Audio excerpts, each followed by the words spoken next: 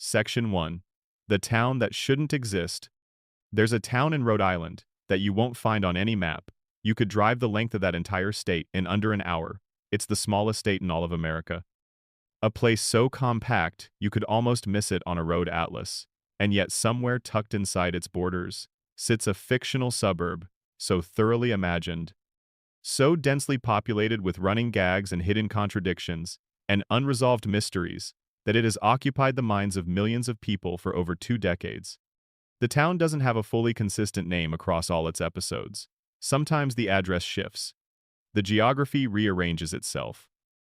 Buildings appear and disappear. Streets run in directions that contradict previous establishing shots. And the people inside that town, the people who make their lives on that animated cul-de-sac, carry secrets that the show has never fully explained. Welcome to 3 hours of mysteries. Get comfortable. Let the lights go low. Let whatever you're drinking cool a little, and settle into this slowly, because what we're going to explore tonight isn't a fast tour. It's the kind of deep, unhurried journey through a fictional world that rewards patience. We're going to look at the questions Family Guy planted in its earliest episodes and never answered. We're going to look at the characters who stopped being who they were and became something else entirely, and we're going to ask why. We're going to look at strange coincidences between the show and the real world, hidden connections, theories that fans have quietly passed around for years in corners of the internet where the lights are always just a little too dim to see clearly. Start with the geography, because it's the foundation of everything, and because the geography is already strange. Rhode Island in the real world is a state that borders Connecticut to the west and Massachusetts to the north, with a coastline along Narragansett Bay and the Atlantic. The real towns there, Providence, Newport, Warwick, Cranston, Pawtucket, have a specific New England character. Old colonial architecture, dense neighborhoods, streets laid down before anyone thought about grid systems or straight lines. The fictional suburb of this show was always placed in Rhode Island's orbit, and early episodes suggested it was situated near Pawtucket, which is a real place in the northeastern corner of the state. The brewery, where the main character eventually finds steady employment, is called the Pawtucket Patriot Ale Brewery, and that name isn't an accident. It's an anchor to a real-world location. But the town itself refuses to behave like a real place. In the first season, the neighborhood of Spooner Street is depicted as a quiet, tree-lined suburban block, the kind of place where kids ride bikes and neighbors wave from porches. By the third season, it seems to have expanded. By the time the show came back from cancellation in 2005, it seemed to exist in a slightly different physical space entirely. The surrounding city changes character depending on what the story needs. Sometimes the town is a small, enclosed suburb. Sometimes it has an entire urban downtown, a waterfront, a harbor, a pier, a shopping district, a cluster of restaurants and bars dense enough to fill a real mid-sized city. The bar where the men in the show spend most of their social lives seems to occupy a different position relative to the Griffin's house, from episode to episode. None of this is entirely an accident of sloppiness. The show was conceived from the beginning, with what its creator, Seth MacFarlane, described as a floating timeline, a term borrowed from certain traditions in comic book storytelling. In a floating timeline, the characters don't age meaningfully, and the world around them doesn't advance in a linear way. The events of one episode don't need to be consistent with the events of another. The show is always set in the present, whatever the present happens to be, but it has no fixed relationship with a specific year. Characters will make references to contemporary events and current technology without those references anchoring the story to a particular moment in time. This creates a very strange effect when you watch enough episodes closely. The main character has at various points been shown to have been born in Mexico, raised in Rhode Island, and have an Irish biological father. He worked at a toy factory in the first several seasons, then suddenly started working at the brewery as though he'd always been there. His wife's family is established as enormously wealthy in one arc, and then that wealth seems to vanish or become inaccessible in other episodes. The children are officially a teenager, a younger teenage boy, and a baby. But the teenager has aged roughly 2 to 3 years over the course of the whole series, while the baby has essentially not aged at all, even though the show has aired episodes depicting events that span what would logically be 15 or 20 years if the timeline were real.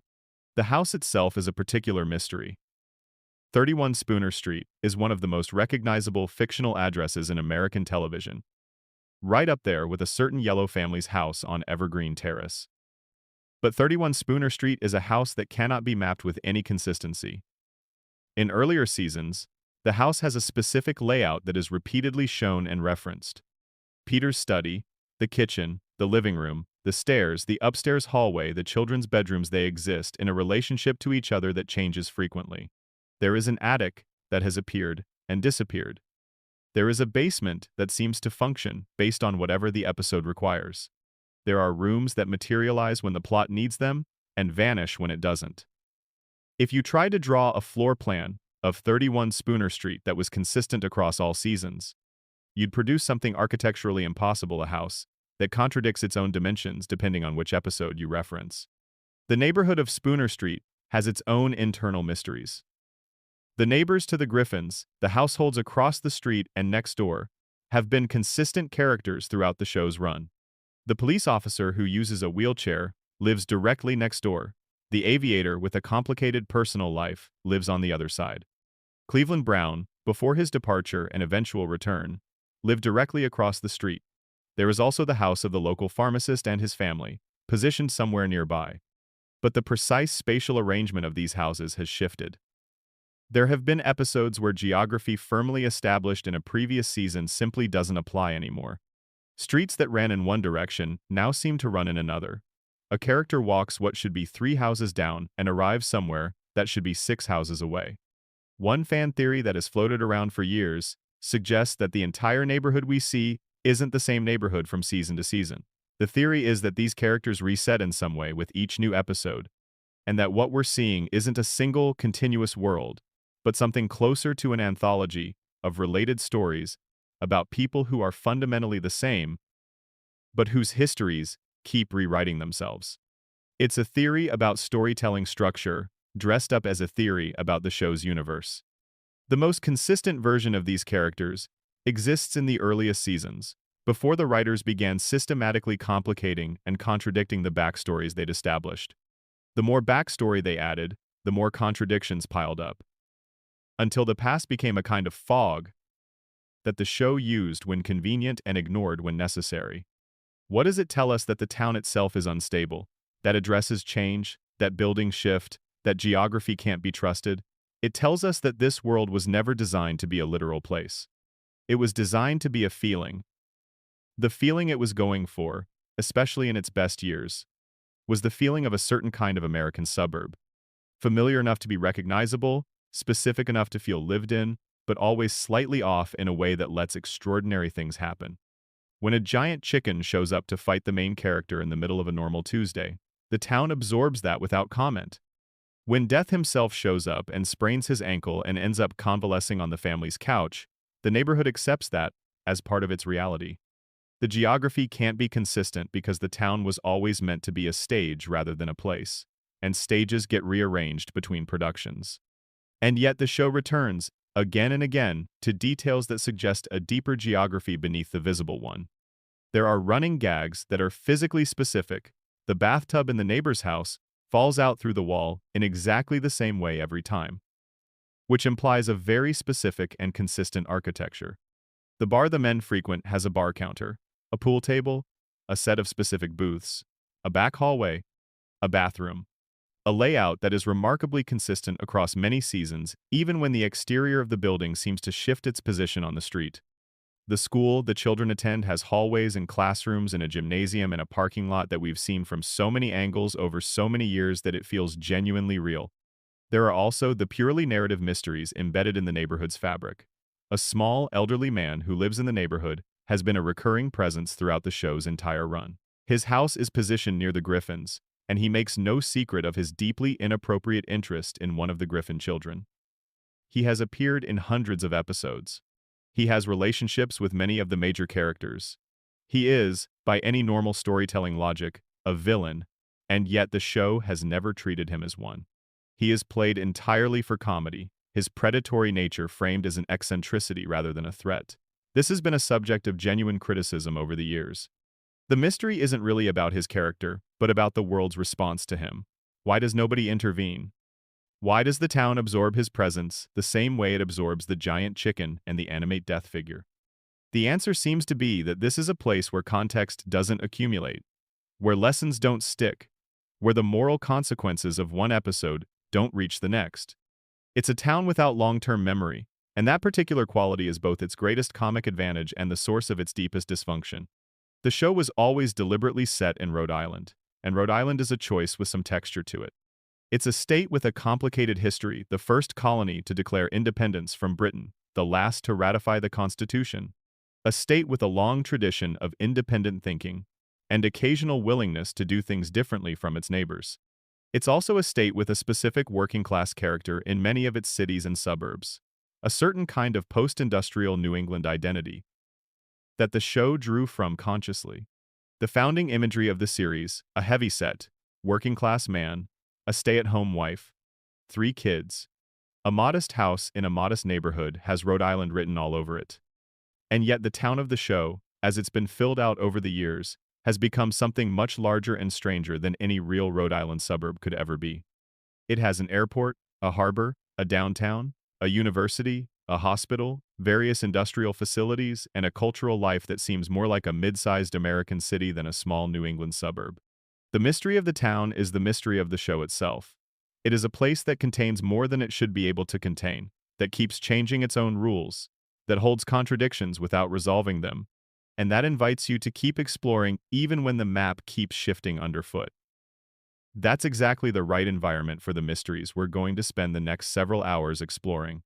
If you're watching this late at night, wherever you are in the world, drop a comment and tell me your time and your place.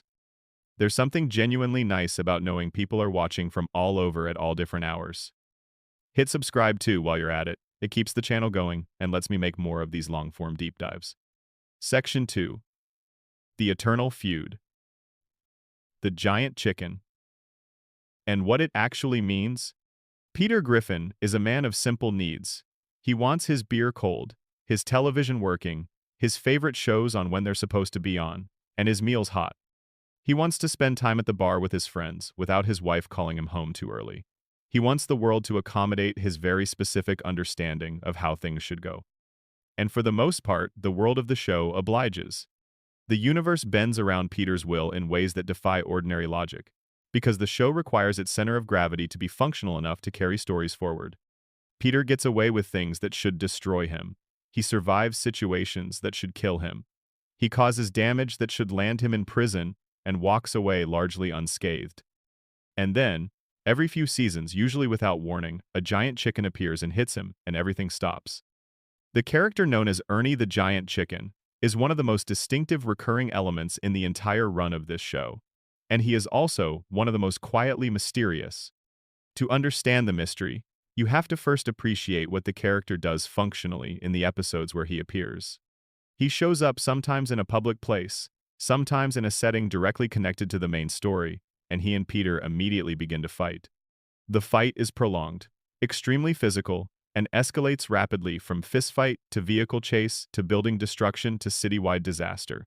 They have fought through subway systems. They have fought on cruise ships. They have brought down airplanes. They have fought their way through time itself, courtesy of a time machine, and ended up in a genetic research laboratory in space before crashing back to Earth on an oil rig. The scale of each successive encounter is larger than the last, and yet neither man ever seems to die permanently from any of it. Ernie is hit with a frying pan. Ernie is presumably finished. Ernie opens one eye as Peter walks away. The cycle continues. The origin of the feud, as revealed in the early episode called Da Boom, is one of the great anticlimactic reveals in the history of animated television. The whole thing started because Ernie the Giant Chicken gave Peter an expired coupon. That's it. That's the complete explanation. Peter tried to use a coupon that had passed its redemption date. And from that moment forward, these two beings have been locked in recurring, catastrophic, civilization-threatening combat. Entire city blocks have been reduced to rubble over a coupon.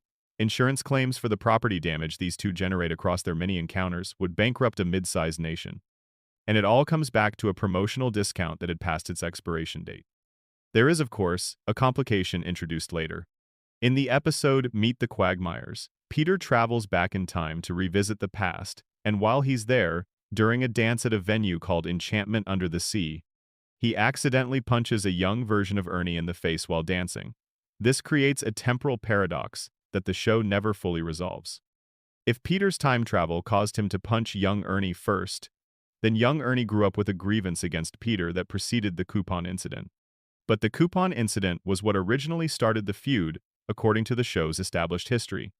Which means either the timeline was always circular, Peter's future punch caused young Ernie to grow up harboring resentment, which eventually expressed itself through the bad coupon, or the show simply introduced a retcon and didn't worry too much about the implications. The circular timeline theory is more interesting, and here's why. If Peter's punch in the past caused Ernie to develop a grudge that eventually expressed itself as the expired coupon, a deliberately passive-aggressive act of revenge against a man he barely knows, then the entire feud is self-generating. It has no true first cause. It exists in a loop. Peter punches young Ernie, which causes Ernie to give Peter a bad coupon, which causes Peter to attack Ernie, which causes Peter to eventually travel back in time and punch young Ernie. There is no beginning and no end, just an eternal circle of conflict that feeds itself across generations and through time itself. That is either brilliant or accidental, and with this show it can be genuinely difficult to tell which. What makes Ernie a mystery beyond his origin story is his physiology and his social life. He is a giant anthropomorphic chicken living in what is supposed to be a relatively realistic New England suburb, and nobody finds this remarkable. He is married to a woman named Nicole, who is also a giant chicken. He has children. One of his children, whose name was given as Nugget in a much later episode, eventually forms a romantic connection with one of the Griffin children, continuing the cross-species entanglement that defines the whole situation. Ernie reads books, he drives a car, he gardens, he attends museums with his son. He is, in every observable way, except his feud with Peter, a fully integrated member of the community. And that community never blinks at him. The other characters in the town treat the existence of a giant sentient chicken exactly as they treat the existence of a talking dog with complete equanimity. The bar where Peter drinks has served Ernie. The hospital where various characters have been treated has had Ernie as a patient. The wider world of the show accommodates him the same way it accommodates all its extraordinary elements, which is to say by simply not acknowledging that anything is extraordinary. The question of Ernie's immortality deserves serious attention here, because it's genuinely strange even by the show's own internal logic. He has had his head bashed against a photocopier repeatedly, hard enough that ordinary human biology would suggest permanent and catastrophic damage. He has been impaled in ways that should be instantly fatal. He has been caught in explosions that destroyed entire structures around him. He has been apparently set on fire by rocket engines on an oil rig. He has survived falls from great heights, being hit by vehicles, being shot, and being struck by objects that would kill almost any other character in the show's universe. After each of these incidents, Peter walks away believing the fight is over, and then Ernie's eye opens. The implication is that Ernie is essentially unkillable, or at least that he has a healing factor that operates far beyond anything scientifically plausible. The show has offered no explanation for this at all. What's stranger still is that the show has acknowledged Ernie's near immortality while never explaining it. In the episode called Fecal Matters, Ernie contracts bird flu and comes close to actual death, a death by illness rather than by the catastrophic violence of their usual encounters. The contrast is pointed. This being that has survived explosions and impalements and falls from orbit is brought low by a virus, as though the violence between him and Peter exists in its own category, governed by its own rules that don't apply to ordinary biological processes. Peter's refusal to treat him is initially framed as petty score settling, but what emerges is something more complicated. Peter admits that he needs the fights. He needs Ernie to be alive and willing to continue their battle.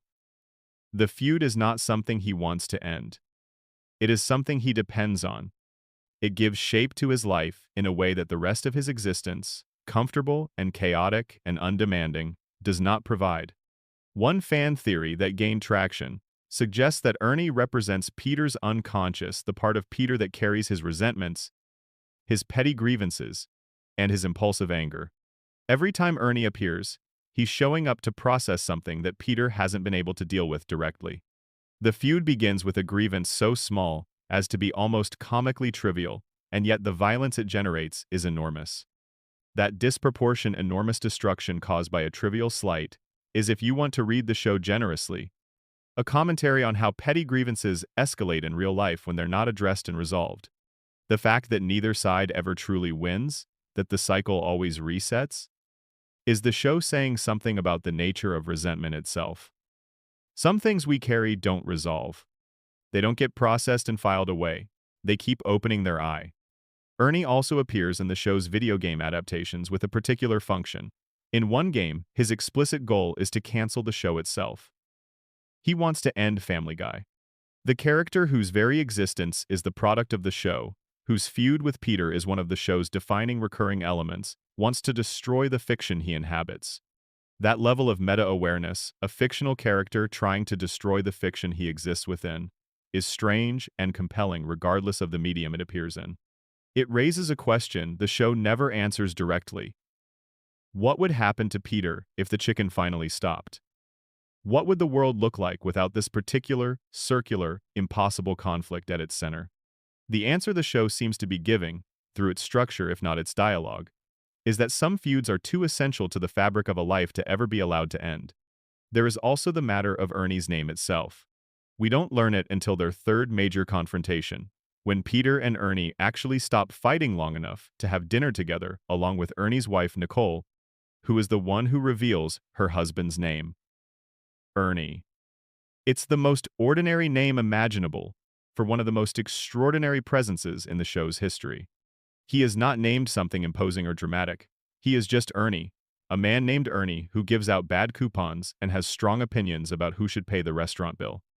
The mundanity of his personal life sits in complete contrast to the scale of destruction his encounters with Peter produce. He is both of these things simultaneously, and the tension between them is the mystery that never fully resolves. The physical geography of their fights is itself a kind of map of destruction. Plot out all their battles across the run of the show, and you get a tour of the town and the world beyond it. The streets and sewers of the neighborhood, the inside of buildings, the harbor, the subway system, the interior of an airplane, the surface of an oil rig, time itself. Their fights keep expanding in scope, covering more territory each time, as though the universe of the show keeps needing to invent new spaces large enough to contain their conflict. There is something almost cosmological about the escalation, an implication that the feud between Peter and Ernie is the organizing principle of the universe they inhabit, the force that gives it shape.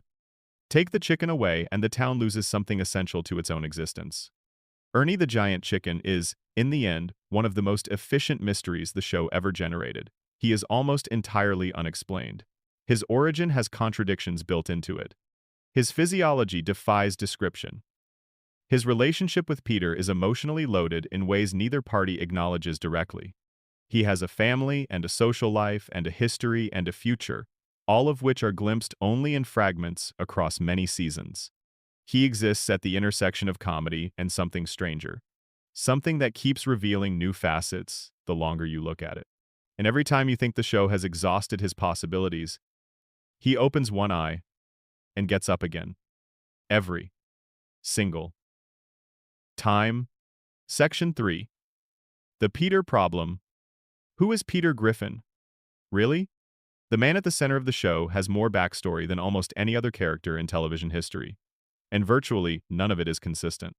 His backstory is a puzzle with too many pieces, most of which don't fit together, and when you lay them all out on the table and try to assemble them into a coherent picture of a single human life, what you get instead is something closer to a portrait of multiple different people who happen to share the same body, the same voice, and the same address. Start with the birth.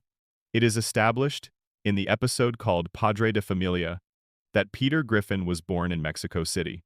His mother, a woman named Thelma, had traveled to Mexico to attempt an abortion. The procedure did not succeed. Peter was born in Mexico, which means that he is, technically, a native-born citizen of Mexico rather than the United States. His mother then took him back to Rhode Island, where he was raised as an American, and she apparently never filed the necessary paperwork to establish his American citizenship. This makes Peter, by the show's own internal logic, an undocumented immigrant. He has been living, working, and presumably voting as an American citizen without any legal right to do so. This is a genuinely remarkable plot element for a show about an all-American working-class family in New England. And the show largely forgets about it after exploring it in that one episode. It doesn't influence Peter's ongoing story. It doesn't affect how other characters relate to him. It doesn't create legal complications that persist from episode to episode. It exists as a single-episode revelation and then retreats into the fog of the show's inconsistent continuity. But it matters for the question of who Peter is, because it means that his entire identity is, at some level, constructed. He is not who his documents say he is. His birth name, according to his birth certificate, is Justin Peter Griffin, not Peter Lewinborough Griffin, which is the full name the show uses in other contexts. The absurd middle name having been introduced in an early episode, where Peter attends a society gathering and is announced formally. He has, at various points, used different versions of his own name, as though the name itself is unstable, as though the character keeps slipping away from any single fixed identity. There's also the detail of the twin siblings. Peter, it turns out, had at least 3 twin brothers mentioned across various episodes: an evil twin named Thaddeus, a vestigial twin called Chip, who was literally attached to Peter's body, and a hairless twin. The existence of multiple siblings with radically different physical forms raises questions about what happened during the birth that the show never addresses. What were the circumstances of a birth that produced children this different from one another? What does the existence of an evil twin tell us about Peter's own nature? Is some of who Peter is determined by the fact that his identical counterpart chose a different path? Then there is the father question. Francis Griffin, the stern, deeply religious Irish-American man who raised Peter, turns out not to be Peter's biological father. This is revealed in Peter's Two Dads. Francis had apparently known, or at least strongly suspected this, for years. Peter's actual biological father is a man named Mickey McFinnigan, an alcoholic from Ireland. When Peter eventually travels to Ireland to meet him, he finds a man whose personality is, in some ways, a distorted reflection of his own. The heavy drinking, the uncritical approach to decision-making, the capacity for chaos disguised as charm. Peter sees all of this in Mickey and has to reckon with the possibility that what he thought were personality flaws he'd developed on his own were actually inherited traits from a man he never knew. The question lingers: how much of who Peter is comes from the father who raised him, and how much comes from the father he never met? There is also the question of Peter's intelligence, or more precisely, his lack of it, and the show's complicated and contradictory relationship with explaining that lack. In one episode, Peter is evaluated and determined to be clinically mentally disabled. This establishes a legal and medical status for his cognitive limitations and, more troublingly, creates a period in the show where Peter uses this diagnosis as a license to behave in any way he chooses without consequences. This is played for comedy in ways that age extremely poorly, but more importantly, it creates a canonical explanation for Peter's limitations that the show then almost entirely ignores in subsequent seasons. Peter is not consistently written as a person with a recognized disability. He is written as a lazy, impulsive, selfish buffoon who occasionally shows flashes of emotional warmth, and his cognitive limitations are applied inconsistently based on what each individual episode needs. The contradiction between early Peter's warmth and later Peter's cruelty deserves serious attention because it maps so directly to the show's larger trajectory that it becomes a diagnostic tool for the whole series. In the first 3 seasons, Peter's stupidity has a quality of innocence to it. He doesn't understand the consequences of his actions because he doesn't have the cognitive range to project forward and anticipate them. But he also genuinely doesn't want to hurt anyone. When he causes harm, it costs him something emotionally. He apologizes. He tries to fix it. He holds his wife and says he's sorry with what appears to be genuine feeling.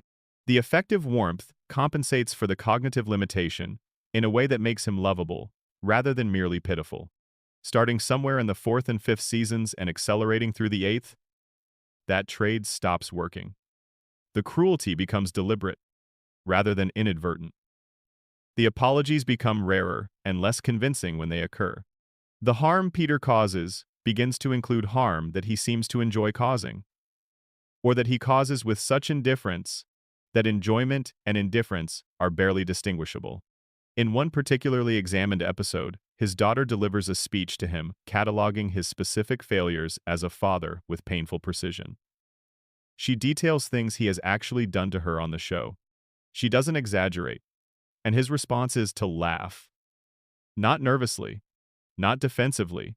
He laughs because he finds the accusations amusing.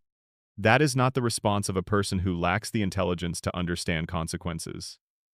That is the response of someone who understands consequences perfectly well and has simply stopped caring what they are.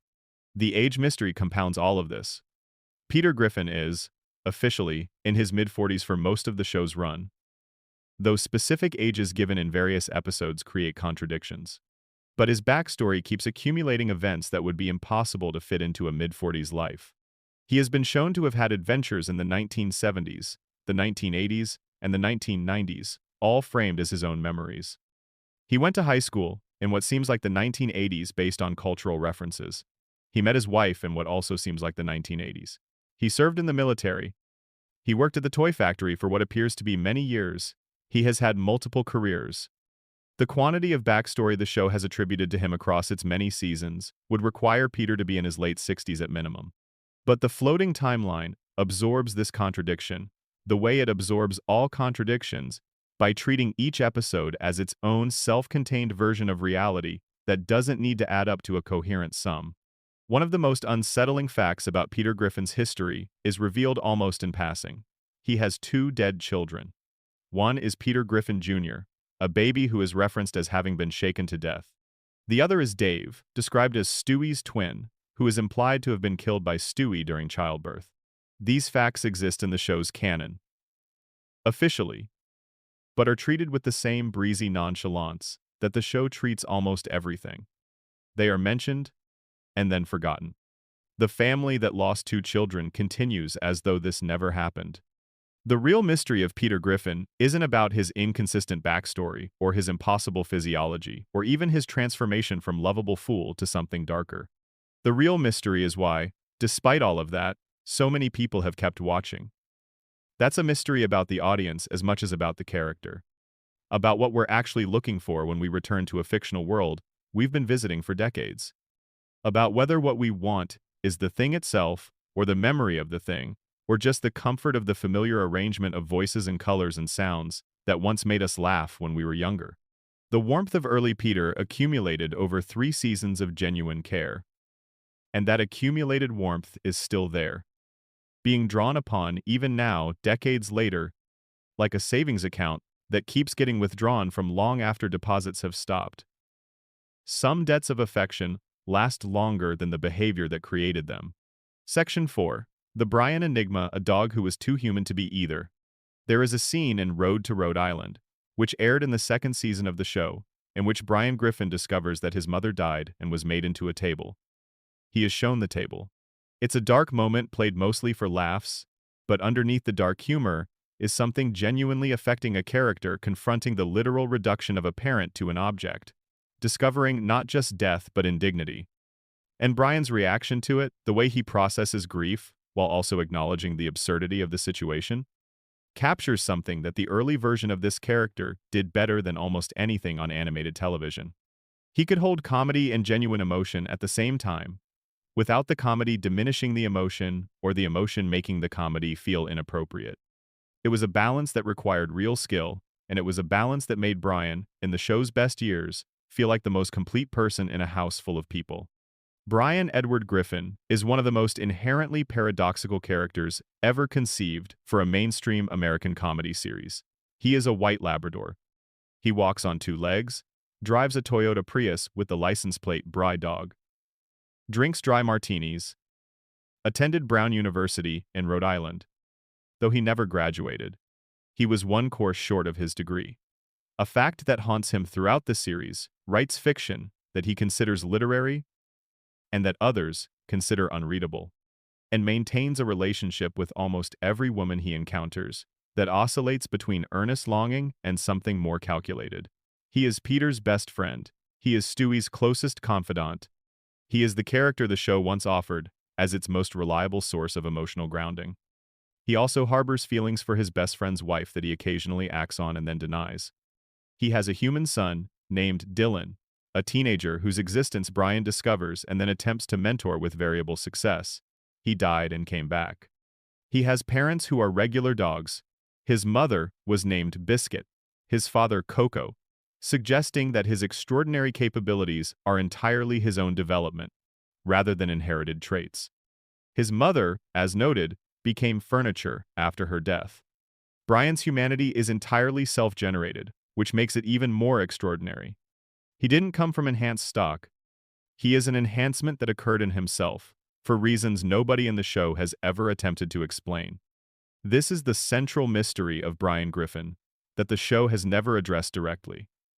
He is, at an objective level, a dog. His DNA is canine. His physiology is canine, at least in certain episodes he scratches at fleas, is terrified of the vacuum cleaner, can only defecate and urinate on the Griffin's front lawn, a fact established in one episode with striking specificity, and in at least one episode is noted to see in black and white. And yet his cognition is fully human, probably more than human, given that his intellectual pretensions and his literary ambitions and his capacity for existential reflection exceed the average human on the show by a considerable margin. One theory that has circulated among fan communities for years suggests that Brian is the result of a genetic experiment conducted by the CIA. This theory draws on elements present in both this show and the related show American Dad, which explicitly features the CIA and their various research programs.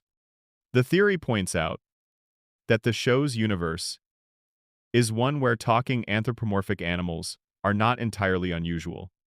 There are other examples beyond Brian, including a family of talking bears who appear in various episodes and a cat lawyer who has helped various characters navigate the legal system and suggests that all of these animals are part of a broader program of augmented blank intelligence research.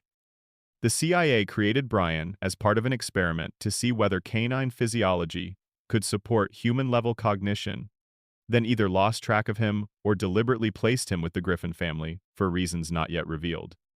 The theory has a certain elegance because it explains something the show itself never does: why Brian exists and why the world of the show treats his extraordinary nature as unremarkable. If the government created him and knows about him, the social structure around him would reflect that knowledge in invisible ways. Other people's equanimity about Brian's existence would make sense because his existence is an open secret at some institutional level, even if the individuals who interact with him don't consciously know that. Brian's education is itself a mystery that the show handles inconsistently. He attended Brown University and dropped out one course short of graduating. This is established as a source of significant personal shame. For him, he considers himself an intellectual, presents himself as educated, but carries the knowledge that he didn't finish. Later seasons showed him returning to Brown to complete his degree, but the show seems to forget this development in subsequent episodes, resetting back to a version of Brian who is still a dropout. Which is the true version? Did he finish, or didn't he? The show won't commit. There are at least two versions of Brian's educational history running simultaneously in the show's continuity, and neither one invalidates the other, because the show never acknowledges that they contradict. His career as a writer is one of the show's longest-running sad jokes. Brian believes himself to be a great writer. He works on a novel for years. When the novel is finally completed and published, it is received as terrible. Critics mock it. Readers don't connect with it. It sells almost nothing. And yet Brian continues to believe in his literary identity even in the face of overwhelming evidence that his self-assessment is incorrect. The one book that does become a success for Brian is a self-help book, which becomes a massive bestseller. This is played as a tragedy for Brian because the book is the opposite of everything he claims to value as an artist. It is shallow, it is commercial, it requires no real intellectual effort. It succeeds precisely because it tells people exactly what they want to hear rather than challenging them. Brian's response to this success, treating the friend who encouraged him with contempt and dismissal, becoming arrogant beyond recognition, marks a kind of turning point. He becomes the very thing he always professed to despise. The friendship between Brian and Stewie is the most consistently warm and real relationship in the entire show. They are an impossible pairing, a talking dog and an evil genius infant. And yet the dynamic between them has more genuine warmth, more mutual respect, more authentic love than almost any other relationship in the show's history. Brian was the one creature in Stewie's immediate environment who treated him as a full person, who engaged with his intelligence seriously, who reciprocated his loyalty. That relationship gave both characters something to be that was more interesting than either of them was alone. The death and resurrection arc is perhaps the most dramatic moment in Brian's history. In November of 2013, Brian was hit by a car and killed. The show treated it with unexpected sincerity. The family's grief was genuine. Stewie's devastation was portrayed with real emotional weight. And the subsequent introduction of Vinny, a replacement dog, voiced by Tony Sirico from The Sopranos, gave the story a melancholy energy, rather than a comic one. Fans were devastated, in ways the show did not fully anticipate. Petitions to bring Brian back gathered thousands of signatures within hours of the episode airing. People got tattoos in his memory. The reaction was one of the strongest responses to any single creative decision in the show's history. In a medium where death is usually meaningless, this death had landed. Then, just 2 episodes later, Brian came back. Stewie used his time machine to prevent the accident. The timeline where Brian died ceased to exist, and Brian returned as though nothing had happened. For Brian himself, nothing had happened. He never experienced his own death. But Stewie did. And Stewie's response to having the death erased is one of the genuinely touching moments in the show's later run. He gives Brian a photograph of the two of them and tells him he's his best friend, that he loves him. It's raw and honest in a way the show rarely managed in its later seasons. And Brian, characteristically, makes it awkward and moves on because that is who Brian is. A character who is offered love and responds to it with deflection, not out of cruelty, but out of something more like a dog's instinctive uncertainty about how to hold what it has been given. The deeper mystery of Brian's death and return is what it reveals about the show's relationship with its own characters. It was willing to let him die. It was not willing to let him stay dead. Both of those facts say something.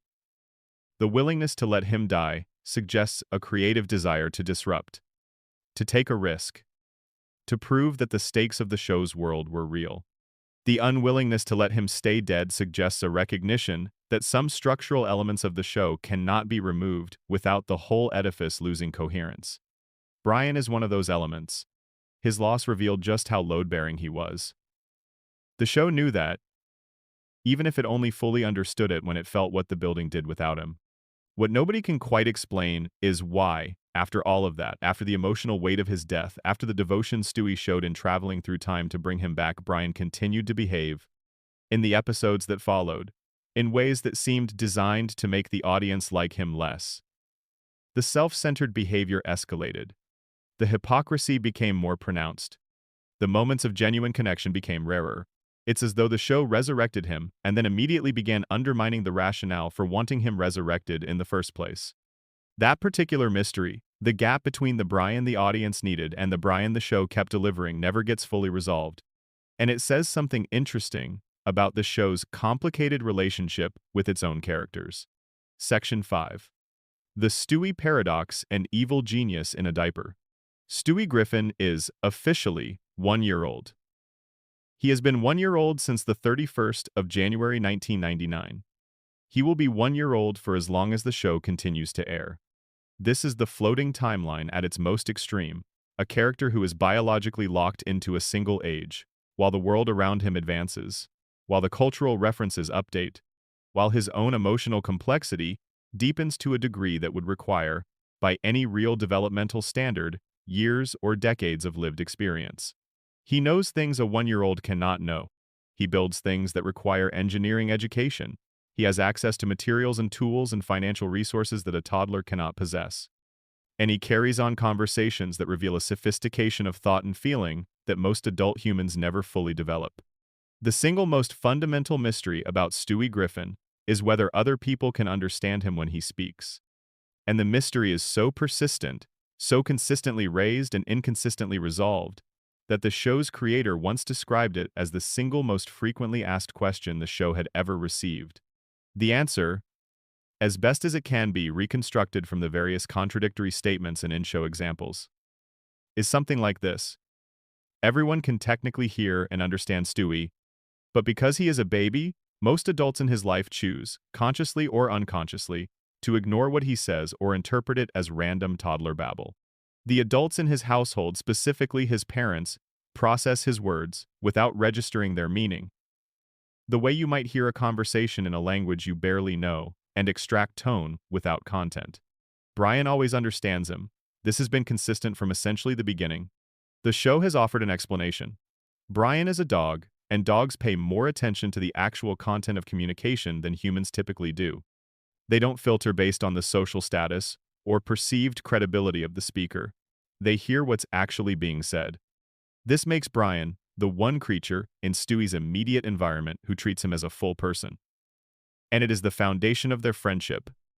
A friendship that is, in its best moments, one of the most genuinely affecting relationships in the show's history. Chris seems to understand Stewie with some regularity. Various strangers understand him in specific contexts, usually when the story requires it. His paternal grandparents understood him. Certain characters with less social filtering seem more capable of hearing Stewie clearly. Peter occasionally understands fragments of what Stewie says and admits to this in one episode with surprising candor. Lois occupies the most mysterious position. She is Stewie's primary caregiver. She feeds him, bathes him, dresses him, reads to him. She is closer to him physically than almost anyone. And yet she is depicted, most consistently, as unable to understand his elaborate speeches. The show never fully commits to acknowledging the moments when her responses seem to track too precisely with what Stewie just said. The ambiguity is protective. If Lois understood that her baby was plotting to kill her, the show would have to reckon with that in ways it wasn't prepared to. A theory that has gathered significant traction among fans suggests that the confusion is intentional and points to a specific narrative frame. The entire show is being told from Stewie's perspective, and Stewie's perspective is that of an infant processing a world that doesn't fully make sense to him yet. In this theory, Brian can understand Stewie because Brian, in reality, is just a dog that Stewie has anthropomorphized, a normal dog that a child has projected human qualities onto, because children do this. The cutaway gags are not real memories, but Stewie's imagination. The more extreme plot elements are fantasies or distortions caused by a baby's imperfect understanding of the world. The reason nobody takes Stewie seriously is that, in reality, Stewie is a normal baby who is making normal baby sounds, and everything else is the story he's telling himself about himself. This theory breaks down in certain places. It can't fully account for the show's many external points of view, but it's compelling enough that fans return to it repeatedly. Namely, it explains something the straightforward reading can't. Why the show is so committed to the ambiguity about Stewie's comprehensibility. If everyone can understand him, just say so. If no one can understand him, show it consistently. The deliberate inconsistency suggests that the ambiguity is the point. Stewie's accent is its own mystery. He speaks with an upper-class British accent, and the show has offered an explanation. The accent is based on Rex Harrison, specifically on Harrison's performance in My Fair Lady. But within the world of the show, why does a baby born to American parents in Rhode Island speak with a British accent? The show addressed this directly in a later episode, where Stewie admits that the accent is fake, that he's putting it on. He reveals an American accent underneath the British one, and then immediately undercuts the revelation with a gag involving multiple different voices, suggesting the real Stewie voice might itself be a performance. If the British accent is fake, what is it covering?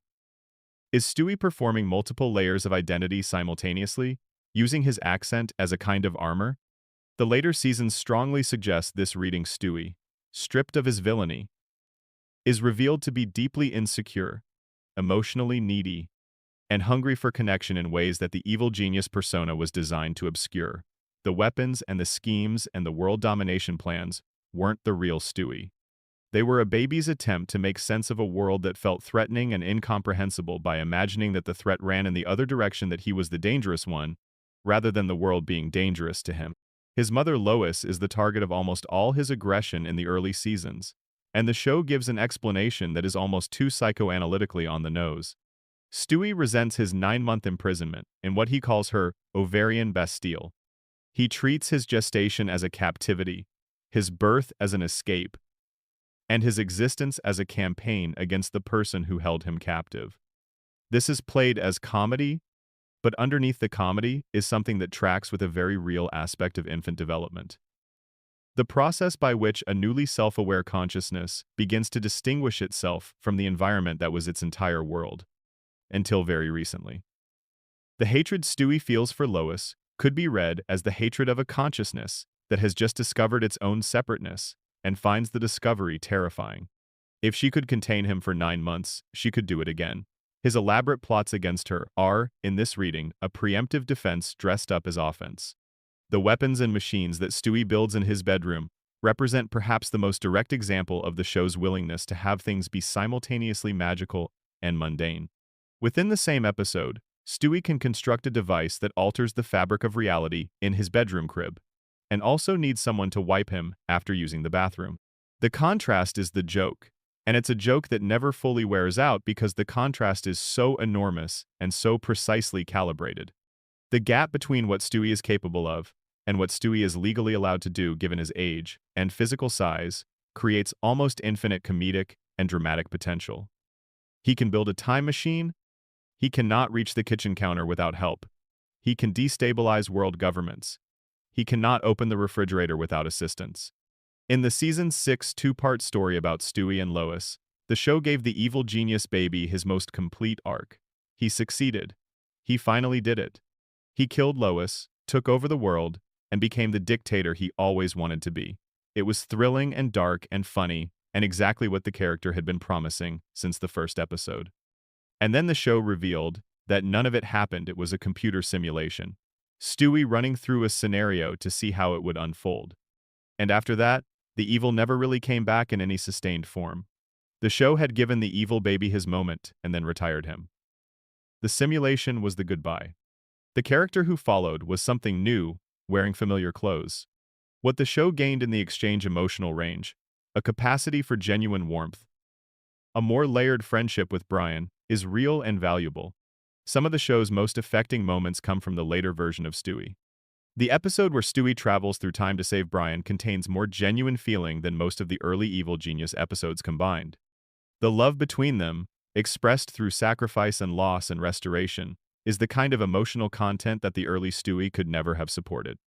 But the mystery of where the evil genius went, not metaphorically but narratively, in terms of what in-universe explanation there might be for the disappearance of that entire personality, remains open. There was no moment of change within the story.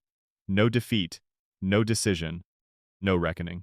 The evil genius simply stopped, and the show moved on. And the original Stewie exists only in the early episodes and in the memories of everyone who watched them. A character who was once irreplaceable became something merely excellent, and the mystery of what happened to the irreplaceable one has never been answered. There are hundreds of animated characters who are insecure and emotional and searching for their identity. There was only one evil genius baby who built laser guns in his crib and tried to murder his mother between naps. That character was one of a kind, and the show retired him not because his story was complete, but because the writers felt they'd taken the joke as far as they could. Which is a very different thing from a story being complete. It's a story being abandoned. Section 6. The rules of death. How the afterlife works in this universe.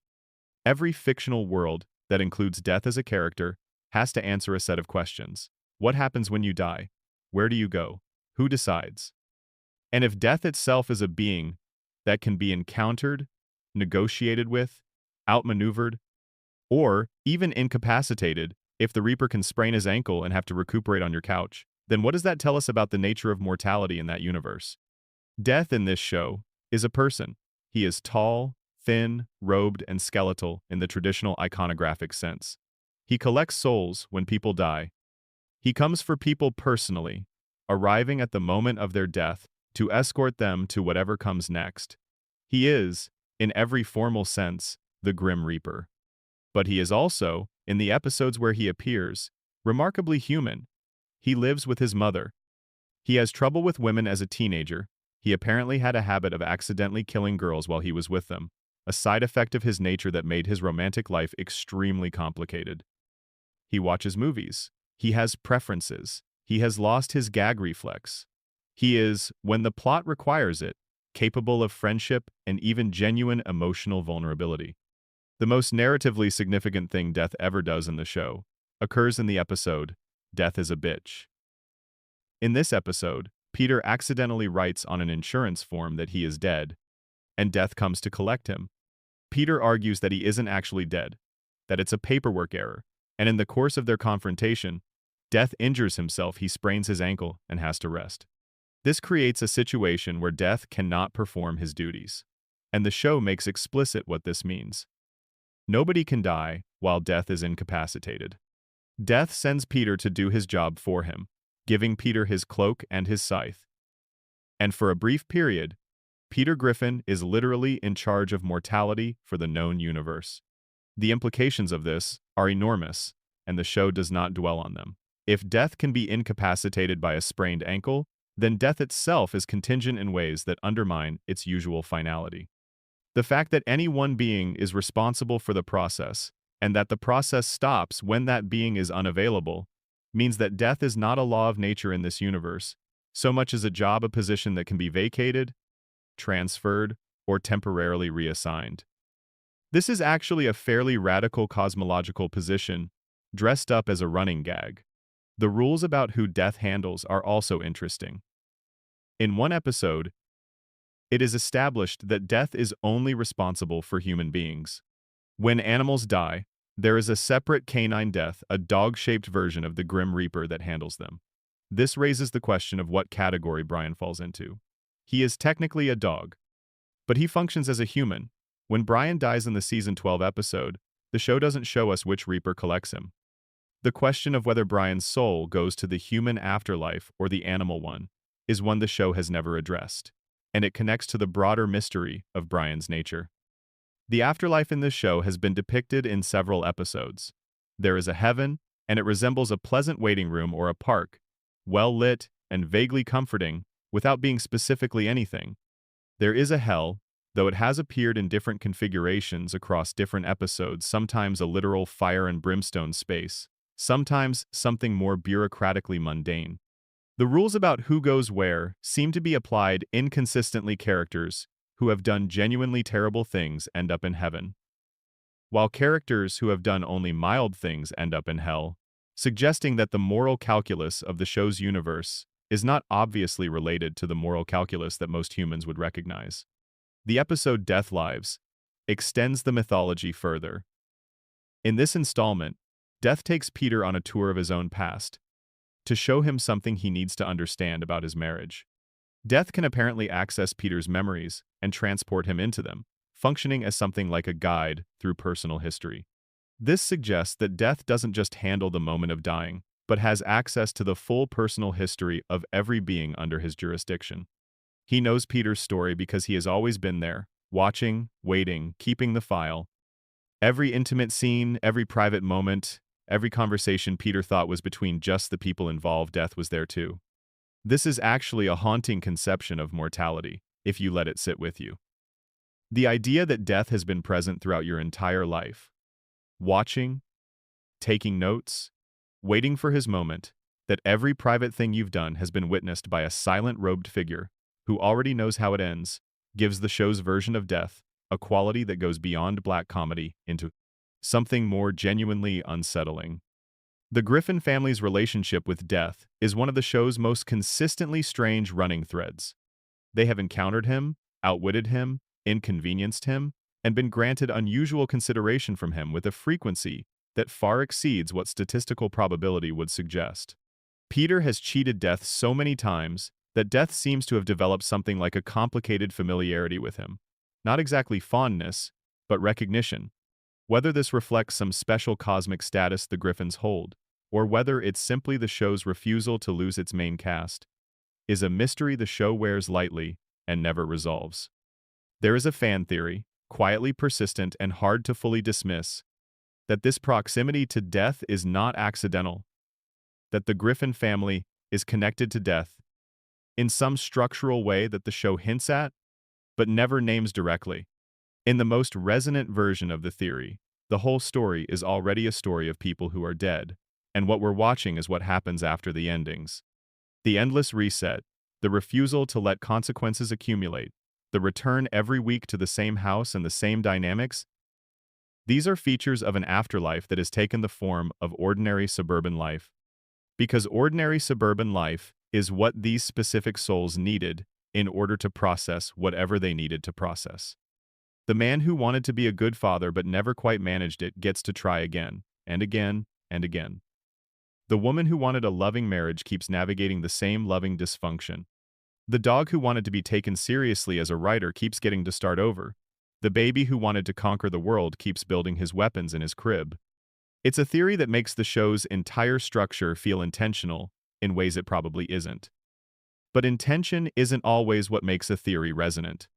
Sometimes a structure generates meaning that the people who built it didn't know they were building into it.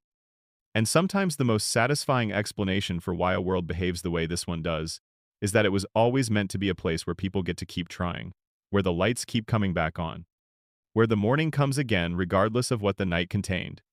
The character of Death himself is in retrospect one of the more quietly sad characters in the show's history.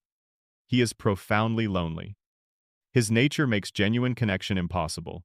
Every being he touches dies. Every person he encounters is someone he is there to take. He cannot be a friend in any sustained sense, because every friendship he might form ends with him performing his function. He can visit. He can have dinner. He can convalesce on someone's couch with his ankle wrapped in ice. But he can never quite belong. And the show gives him this loneliness as a joke, because almost everything in the show is a joke, but the loneliness underneath the joke is real. And it makes his recurring presence in the show's universe feel like something more than a recurring gag. It feels like a recurring statement about what it costs to be the thing that ends things. Section 7. The Meg Mystery. The hidden person inside the punching bag. There is a girl who wears a pink beanie in almost every scene she appears in. She has worn it for over 2 decades of animated episodes, through summer heat waves and indoor scenes and formal occasions and everything in between. The beanie is so constant it has become part of her visual identity the way a particular shade of glasses becomes part of a face. And the show eventually, in one of its rare moments of genuine backstory, explained why. Meg Griffin was born with a medical anomaly that placed her heart in the same area of her body as her brain. The beanie covers the evidence of this. It is a piece of her clothing that performs a kind of concealment, hiding the most essential and vulnerable organ beneath a simple fabric cap, keeping it safe from notice.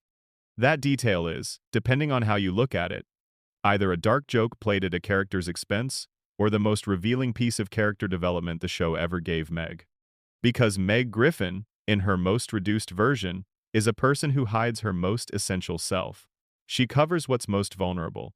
She makes herself smaller, less noticeable, less threatening, in a constant act of self-protection that was supposed to be comedy but reads, once you see it, as something much more complicated. The mystery of Meg's parentage is one the show introduced in an almost offhand way that turned out to have enormous implications. In the 3rd season episode called Screwed the Pooch, Brian Griffin is in court trying to establish his credibility as a capable parent. He demonstrates his attentiveness to the Griffin family by completing sentences Peter starts about each of his children. When it comes to Meg, Brian provides the information that her real father is Stan Thompson. Meg doesn't hear this. She's listening to music through headphones at the moment of the revelation, and the irony of that, the show's most important mystery about her identity delivered at the exact moment she's made herself unavailable to receive it, is almost too cruel to be accidental. The universe aligns to keep her in the dark even at the exact moment it tries to bring her into the light. Stan Thompson. The name is mentioned once, in that context, and the show has circled around it ever since without fully committing to what it means. The official canon, as best as it can be established, is this. Lois Griffin, before her marriage to Peter, had a drunken encounter with a man named Stan Thompson. She became pregnant. Whether Peter knew the child wasn't his, biologically is unclear. Different episodes suggest different levels of knowledge. And the show uses all of the family's various states of awareness of Meg's true parentage as a running joke in which everyone knows except Meg. Peter, Chris, Stewie, and Brian all appear to be aware that Meg's biological father is not Peter. Meg alone remains in ignorance, overhearing occasional fragments but never assembling the full picture. This creates a comedy of dramatic irony, which is one of the oldest and most effective comedy structures in human storytelling. The audience knows something the central character doesn't, and we watch as the revelation keeps almost happening and doesn't. But it also creates something that reads as genuinely cruel when you think about the character rather than the joke structure. Meg goes through her life not knowing who she is in a fundamental biological sense. She suffers abuse from a man who is not her real father. She is denied the chance to understand her own history. And the show frames this concealment as comedy rather than as tragedy, which reveals something about its attitude toward her. The question of what Meg would do with the truth is one the show has occasionally gestured toward. In later seasons, Meg does eventually meet Stan Thompson, and the encounter is characteristically double-edged. He initially wants nothing to do with her, but over time, a connection begins to form. The show explores whether a biological father who has been absent for a child's entire life can step into a meaningful role at all. Stan is, in the versions of these events the show has given us, a man with his own damage, his own limitations, his own history of not being seen or valued in the ways he needed. He and Meg are, in some of the episodes dealing with their meeting, surprisingly alike. Two people who have spent their lives feeling unwanted, finding each other through the specific mechanism of their shared exclusion from a narrative that was being told without them. The talent mystery is perhaps more quietly profound than the parentage mystery. Because the show, across its many seasons, has revealed that Meg Griffin is genuinely capable in ways that the family's treatment of her would make you assume she isn't. She can play the saxophone. This is discovered in the crossover episode with The Simpsons franchise, when Lisa Simpson encourages her and helps her discover this gift. She has written music. She has had relationships, some of which have been functional rather than disastrous. She has stood up for herself, sometimes effectively, sometimes memorably. She has shown resilience under conditions that would break most people. She has, in scattered episodes throughout the series, been exactly the person the show needs her to be capable, feeling, worth caring about. The fact that these competent, dimensional versions of Meg keep getting erased by the reset button is one of the most damning things about the show's creative choices. It proves that the writers know how to write her as a person rather than a punchline. It proves that the capacity to treat her with basic narrative dignity exists within the writing room. And it proves that the choice not to do so consistently is exactly that, a choice, repeated across many seasons, made by many writers, none of whom seems to have made it their problem to fix. Meg's outfit has one more detail worth noting before we move on. In addition to the beanie, her signature look includes pink clothing, glasses, and jeans. The pink is interesting. In most contexts in American popular culture, pink on a teenage girl character suggests femininity, vulnerability, perhaps romance. On Meg, it reads differently. It reads as aspiration. She wants the things that the pink represents: connection, tenderness, being seen as a girl worth knowing, and the color is a constant advertisement for desires that the show consistently thwarts. She wears her hopes on her body, and nobody notices. The glasses suggest imperfect vision, a character who sees the world slightly less clearly than the people around her. There's something uncomfortably on the nose about that, a character who is consistently misread and overlooked, having, as a visual marker, the prop that in cartoon shorthand means imperfect sight. The single most controversial episode involving Meg, the season 10 story, Seahorse Seashell Party, is the one that crystallized the debate about how the show was treating her. She confronts her family during a hurricane. She stands up for herself clearly and precisely. She names what has been done to her and what it has cost her. For a moment, it feels like the show is finally going to let her have something. And then the episode turns. The family falls apart without her as their target. And Meg voluntarily returns to her role as the punching bag, because the alternative, a family that has to distribute its dysfunction among all its members, equally seems worse. She does it for them. She absorbs the harm so they don't have to. The episode ends. The credits roll. The next episode begins and Meg is back at the bottom of the pile. And everyone is standing on top of her again. The reset is complete. The sacrifice meant nothing. Whatever Meg gave, she gave to a house that forgot she'd given it the moment the credits finished rolling. And that particular reset, more than any other in the show's history, is the one that stays with you long after the episode ends. What is Meg at the end of all this mystery? She is the show's conscience. The character who is the clearest evidence of whether the show is treating its own creations with care. In the seasons where she is just a punchline, the show is doing badly. In the seasons where she gets to be a person, the show is doing something better. Her potential as a character is one of the show's longest-running mysteries, not because we can't see what she might be, but because we keep seeing it and then watching the show take it away. And the mystery of when, if ever, the show will finally commit to what it clearly knows she could be remains genuinely unresolved. She is, in the end, the most interesting mystery in the whole show, precisely because she isn't supernatural, or paradoxical, or cosmologically significant.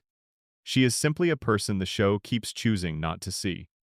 And the question of why a show would keep choosing not to see one of its main characters is a question with implications that extend well beyond animation.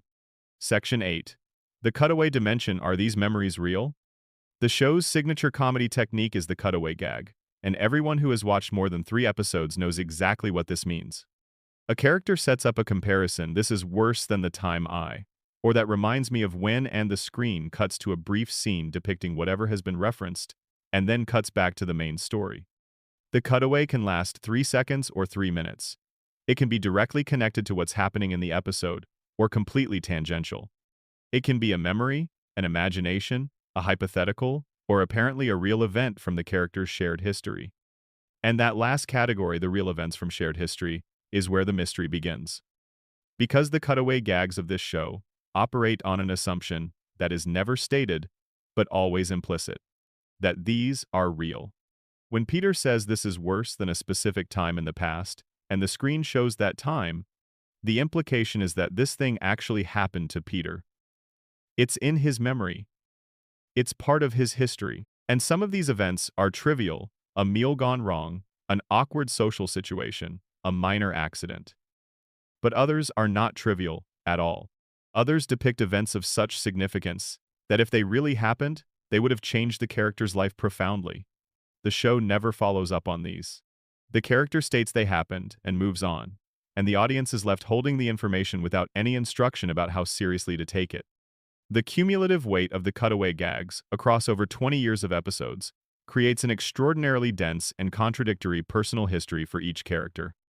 Peter Griffin's memories alone, taken seriously, would fill several volumes. He has had encounters with historical figures, with celebrities, with fictional characters, with animals, with various institutions and governments. He has been present at significant historical events. He has had careers and relationships and experiences that would each, individually, be the defining event of a normal person's life. And he has apparently forgotten most of them, because they never come up outside of the moment they're referenced. This has led to one of the most interesting recurring fan theories about the show's structure, that the cutaway gags are not Peter's real memories, but rather a kind of collective unconscious. The theory suggests that the cutaway gags are drawn from a shared pool of cultural experience, a communal memory that all the characters in the show access equally, and that when Peter says "this reminds me of when," he isn't actually remembering a personal experience, but rather accessing a piece of shared cultural knowledge that everyone in the show's universe has somehow internalized.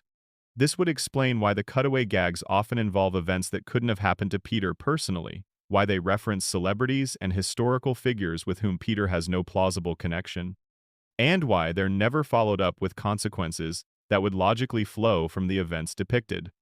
A related and considerably darker theory suggests that some unknown portion of the show's events, including the cutaway gags, are not happening in reality, but are the products of a fantasist's imagination.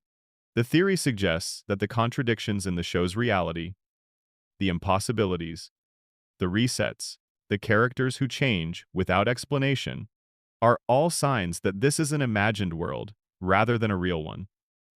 In the most structurally coherent version, the show is a fantasy being constructed by Peter while he is in some form of diminished consciousness, in a hospital or an institution, imagining a family and a neighborhood and a life that may or may not correspond to anything real outside his mind. In this reading, the love that Peter has for his family, visible most clearly in the show's first 3 seasons, becomes the love of a man for a family he either lost or never had. Recreated in fantasy with all the distortions that loss and longing introduce. The early warmth is the fantasy at its most hopeful.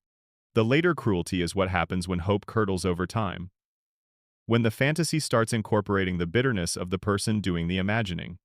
And the cutaway gags, the constant, proliferating, disconnected snippets of memory, are the memories of a life outside the fantasy, intrusive and chaotic, refusing to be fully integrated into the orderly domestic fiction he's trying to tell himself.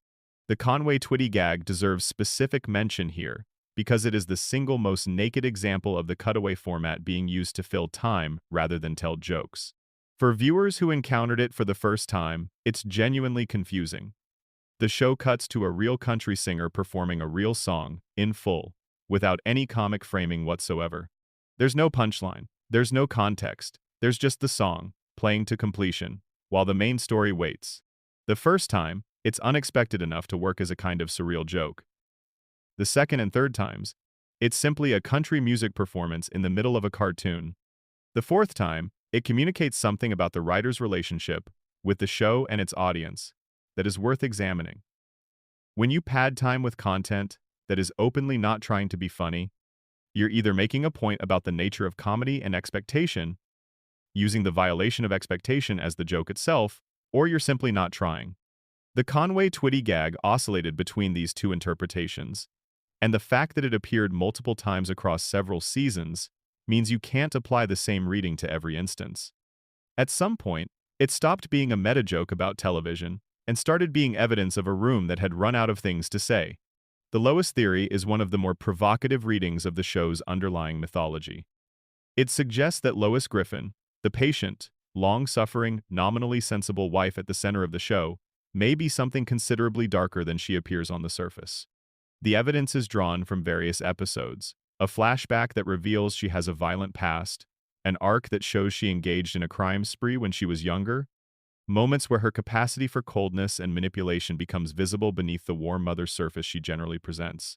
The theory in its most dramatic form suggests that Lois is capable of seriously violent behavior, and that several unexplained events in the show's history could be attributed to her if the show were ever willing to follow its own implications.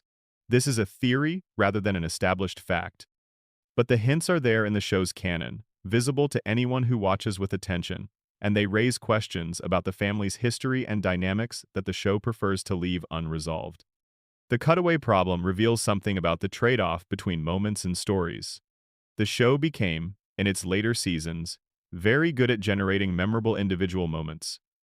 Clips that would get shared online, cutaways that would circulate through social media, scenes that would outlive their episodes as standalone content, and it became progressively less good at generating memorable, full stories. Episodes that worked as complete units with beginning, middle, and end. The cutaways didn't just replace the storytelling, they trained the audience to expect something different. And training an audience to expect momentary delight instead of sustained narrative satisfaction is a change that is very difficult to undo. The connection between the cutaway overload and the character problems discussed in earlier sections is also worth sitting with. When a show spends most of its time on disconnected random jokes, there is less time to develop characters. There is less time for meaningful dialogue. There is less time for the family to have real interactions that show who they are and how they feel about each other. The warmth that the early show had, the sense that the Griffins were a real family who loved each other despite their flaws, cannot exist in a show that spends half its runtime cutting away to unrelated gags. The cutaways did not just replace the comedy, they replaced the heart. And once the heart was gone, there was nothing left to make the audience care about what happened to these characters week after week. You could still find individual moments funny. You could still laugh at specific jokes. But the sustained investment, the genuine wondering of what would happen next was gone, replaced by the passive hope that the next cutaway would be good enough to justify staying. Section 9. The Cleveland Chronicles, Why He Left, and What His Bathtub Means. There is a man who is always in the bathtub when disaster strikes. He is always relaxed. The water is always drawn. The moment is always peaceful. And then something happens, something outside, something involving the incompetent mayhem of his neighbor in the front of his house comes in, and the floor tilts, and the tub slides, and Cleveland Brown falls, always in exactly the same configuration, toward the ground. The scream is iconic. What the hell? No, no, no, no, no! The trajectory is so well established that it has become a kind of grammar, a recurring phrase in the language of the show that everyone who watches long enough comes to understand immediately. The bathtub gag began in the episode Hell Comes to Quahog, when Peter buys a tank and begins firing it in the neighborhood. One shell hits Cleveland's house. The exterior wall collapses. Cleveland falls. He did not choose to be in the bathtub. He did not know this was coming. He was simply engaged in the most private and mundane act possible, and the external world intruded on it with total disregard for his privacy or his preferences. This is the essential structure of Cleveland's experience in the show. He seeks peace, he finds peace, and then Peter happens to him. The mystery is not why it happens once or twice. The mystery is why it keeps happening. Cleveland knows that Peter causes these incidents. He has lived next door to this man for years and years, and Peter's behavior has never meaningfully changed. The destruction of his house has occurred so many times that he has explicitly commented, within the show, that he really ought to stop taking baths during Peter's shenanigans. But he doesn't stop. He draws the bath every time. He is in it every time. And every time he is there, the wall comes down. This is not simply laziness in the writing. The bathtub gag became a structural anchor for Cleveland's character in a way that transcended its origins as a physical comedy bit. What it communicates, over dozens of repetitions, is something about Cleveland's approach to his own life. He is a man who insists on his moments of peace even when experience has taught him those moments are precarious. He draws the bath not in spite of knowing the wall might come down, but because the possibility of the wall coming down can't be allowed to permanently cancel the possibility of the bath. If you stop seeking peace because peace has been disrupted before, you give up on peace entirely. Cleveland won't do that. He is a man who keeps getting into the bathtub. The record shows no deviation from this commitment. This reading makes Cleveland one of the most quietly profound characters in the show's history, a man whose most famous running joke is also a statement about perseverance and the refusal to let the world's chaos permanently colonize the small private spaces where you try to be at rest. The physical comedy points to something more serious than it appears to. The man in the tub, falling through the floor, screaming his protest at the disruption he is going to draw another bath tomorrow. He has always drawn another bath. That is his answer to a world that keeps knocking his walls in. You draw another bath. Cleveland's departure from the main show is one of the more complicated chapters in the series' history. He left for Virginia, married a woman named Donna, became a stepfather to her children, reunited with his own son Junior, and spent 4 seasons in a world that was related to, but separate from the one he'd come from. The spin-off called The Cleveland Show ran for 4 seasons. It was canceled in 2013. And the show acknowledged the cancellation in exactly the way you'd expect it to, by making it into a visual gag. A cutaway depicted Cleveland's solo biplane crashing to the ground, mirroring his signature falling tub trajectory, making explicit that the spin-off's end was its own version of the fall. He'd flown on his own and come down. When Cleveland returned to Spooner Street, the bathtub was waiting for him, or rather, the structural conditions that always recreated the bathtub scenario were waiting. Peter hadn't changed. The neighborhood hadn't changed. The specific gravitational relationship between Peter's chaos and Cleveland's peace was exactly as it had always been. And in the episode where Cleveland came back, the show did something that stood out. It showed Peter accidentally triggering the bathtub fall at Cleveland's empty house, and then stopping and remembering that Cleveland was gone. That beat a character pausing in the middle of their usual behavior and noticing an absence is one of the more genuinely moving moments in the show's later seasons.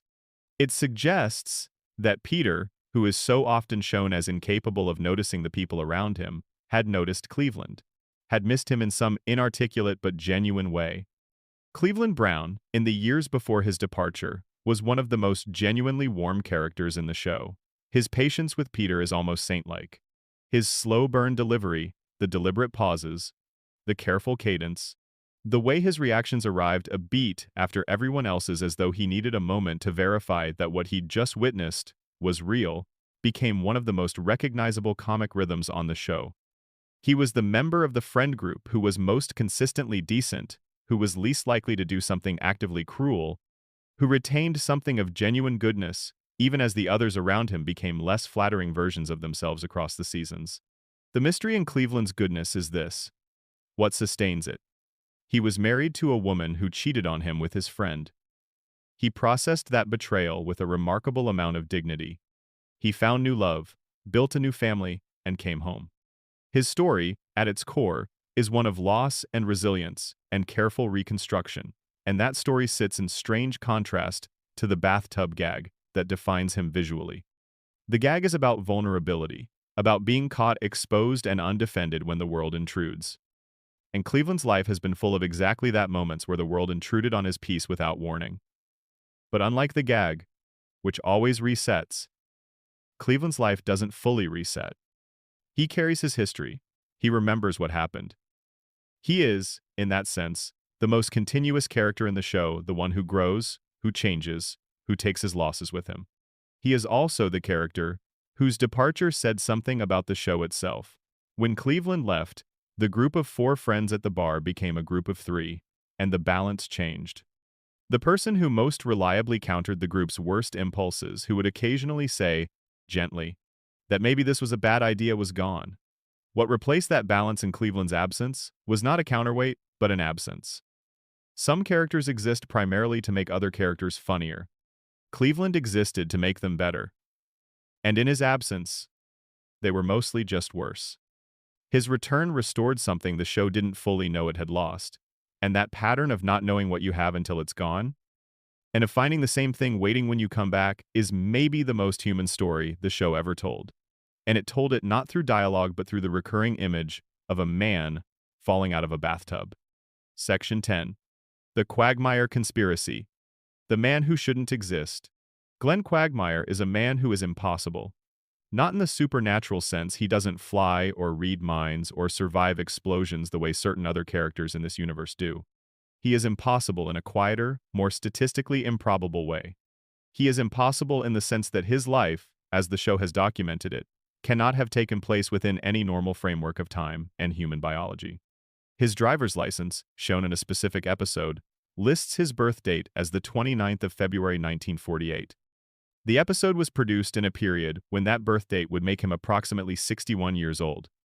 He looks, and is consistently treated, as roughly the same age as Peter, Joe, and Cleveland men, who are established as being in their mid to late 40s. The show offers an explanation of sorts. Quagmire eats carrots. He consumes them in various ways, and the implication is that something in his diet has enabled him to look dramatically younger than his biological age. This is presented as a joke. But jokes in this show are often the only explanations the show provides for its deepest mysteries. If Quagmire was genuinely born in 1948, then every aspect of his life that the show presents as ongoing, his career as an airline pilot, his active social life, his physical capabilities, requires a level of preservation that the carrot theory doesn't begin to explain. The man is not just looking younger than he should. He is functioning at a level that would require the physiology of a man 40 years younger. What is Quagmire? The incubus theory, which has circulated in fan communities for years, proposes that Quagmire is not entirely human. An incubus, in folklore, is a supernatural being that appears in human form and uses sexual attraction as its primary mode of interaction with the world. The theory points to several pieces of evidence: his apparent agelessness, his immunity to the health consequences of his lifestyle that would kill any ordinary human, his apparently supernatural success that exceeds what charisma and physical appearance alone could explain, and his possession of every sexually transmitted disease known to humanity in one episode, which he is apparently able to carry without experiencing significant health effects. A body that is immune to the usual consequences of its own behavior is a body that operates according to different physical laws than ordinary human bodies do. His birth name is also worth noting. He was not always Glenn Quagmire. His birth name was Glenn Quaglecheck. At some point, before the show's timeline begins, he changed his surname to Quagmire. The show does not explain why. The original name, Quaglecheck, has no obvious meaning or significance. Quagmire, by contrast, is a word with clear associations: soft, treacherous ground, the kind of terrain that looks solid but swallows you whole if you step on it. Whether the name change was a comment on his nature or simply a comedic choice, it feels intentional. He renamed himself as something dangerous that doesn't show its danger on the surface. Quagmire's relationship with Brian Griffin is one of the most directly articulated feuds in the show, and it produced one of the show's most unusual moments. A speech in which Quagmire, normally the show's most cartoonishly transgressive character, delivers an entirely lucid and accurate character analysis of Brian's worst qualities. The speech covers Brian's hypocrisy, his pretension, his treatment of women, his behavior toward Peter, and his failure to acknowledge the gap between how he presents himself and how he actually behaves. It is, formally, one of the most precisely written passages in the show's post-revival history, and the fact that it comes from Quagmire, a character who is far worse than Brian, by almost any moral standard, is the joke. Comedy through juxtaposition. A man with Quagmire's history calling out Brian for ethical failures. But the speech also reveals something about Quagmire that the show rarely makes explicit. He pays attention. He notices things. Beneath the catchphrases and the surface behavior, there is an observational intelligence that takes in the people around him and forms detailed assessments of them. He saw through Brian clearly and precisely. He knew what Brian was better than Brian knew himself. That capability, careful, clear-eyed assessment of others, is unusual for a character designed primarily as comic relief, and it suggests that Quagmire's inner life is more complex than his exterior presentation would indicate. He is not unaware of how the world works. He has simply chosen to engage with it in the way he has, which is a different kind of person than someone who doesn't know better. His relationship with his own family is one of the more tender threads in his history. He loves his sister. He protected her from an abusive partner with what the show presents as entirely appropriate violence, the one time Quagmire does something that the audience is meant to unambiguously approve of. It is in service of his family. He has a father who turned out to be something he didn't expect. And the show gave him a moment of genuine processing in response to that discovery, a moment where the catchphrases fall away and something more real looks out from behind them. These moments, the protective brother, the loyal friend, the person who occasionally drops the performance and shows what's underneath, are the most mysterious parts of Glenn Quagmire. Because they suggest that the performance is just that, a performance. And the person behind it has never been fully shown. The mystery of Glenn Quagmire, who he really is, how he really works, what he actually wants, beneath the behavior that defines him socially, is one of the show's best-sustained open questions. He has been present in almost every episode since the beginning. He is one of the 4 pillars of the main friend group. He is, in a show full of incomplete characters, the most incomplete of all, sketched most confidently from the outside, most carefully obscured from within. The gap between what we can see of him and what we can know of him is wider than for any other character, and it has never been substantially narrowed across 20-plus years of episodes. He remains, after all of this time, essentially a mystery in a catchphrase. Giggity. All right. We have no idea who this man is. Section 11. Unsolved episodes. The stories that never finished. Every long-running show accumulates loose ends, plot threads that got dropped, mysteries that were raised and never resolved. Characters who appeared with apparent significance and were never seen again. This show has more than its share of these, and the most interesting ones aren't the obviously unresolved questions, the big mysteries about characters and their natures, but the smaller, quieter ones that sit in specific episodes, like questions filed away in folders that nobody ever reopens. Take the question of what Brian was doing between the time he was found as a stray and the time he came to live with the Griffins. The show has shown, in 2 separate episodes, contradictory versions of this history. In one version, Peter finds a fully grown Brian as a stray dog on the street, bringing him home in what appears to be their first meeting.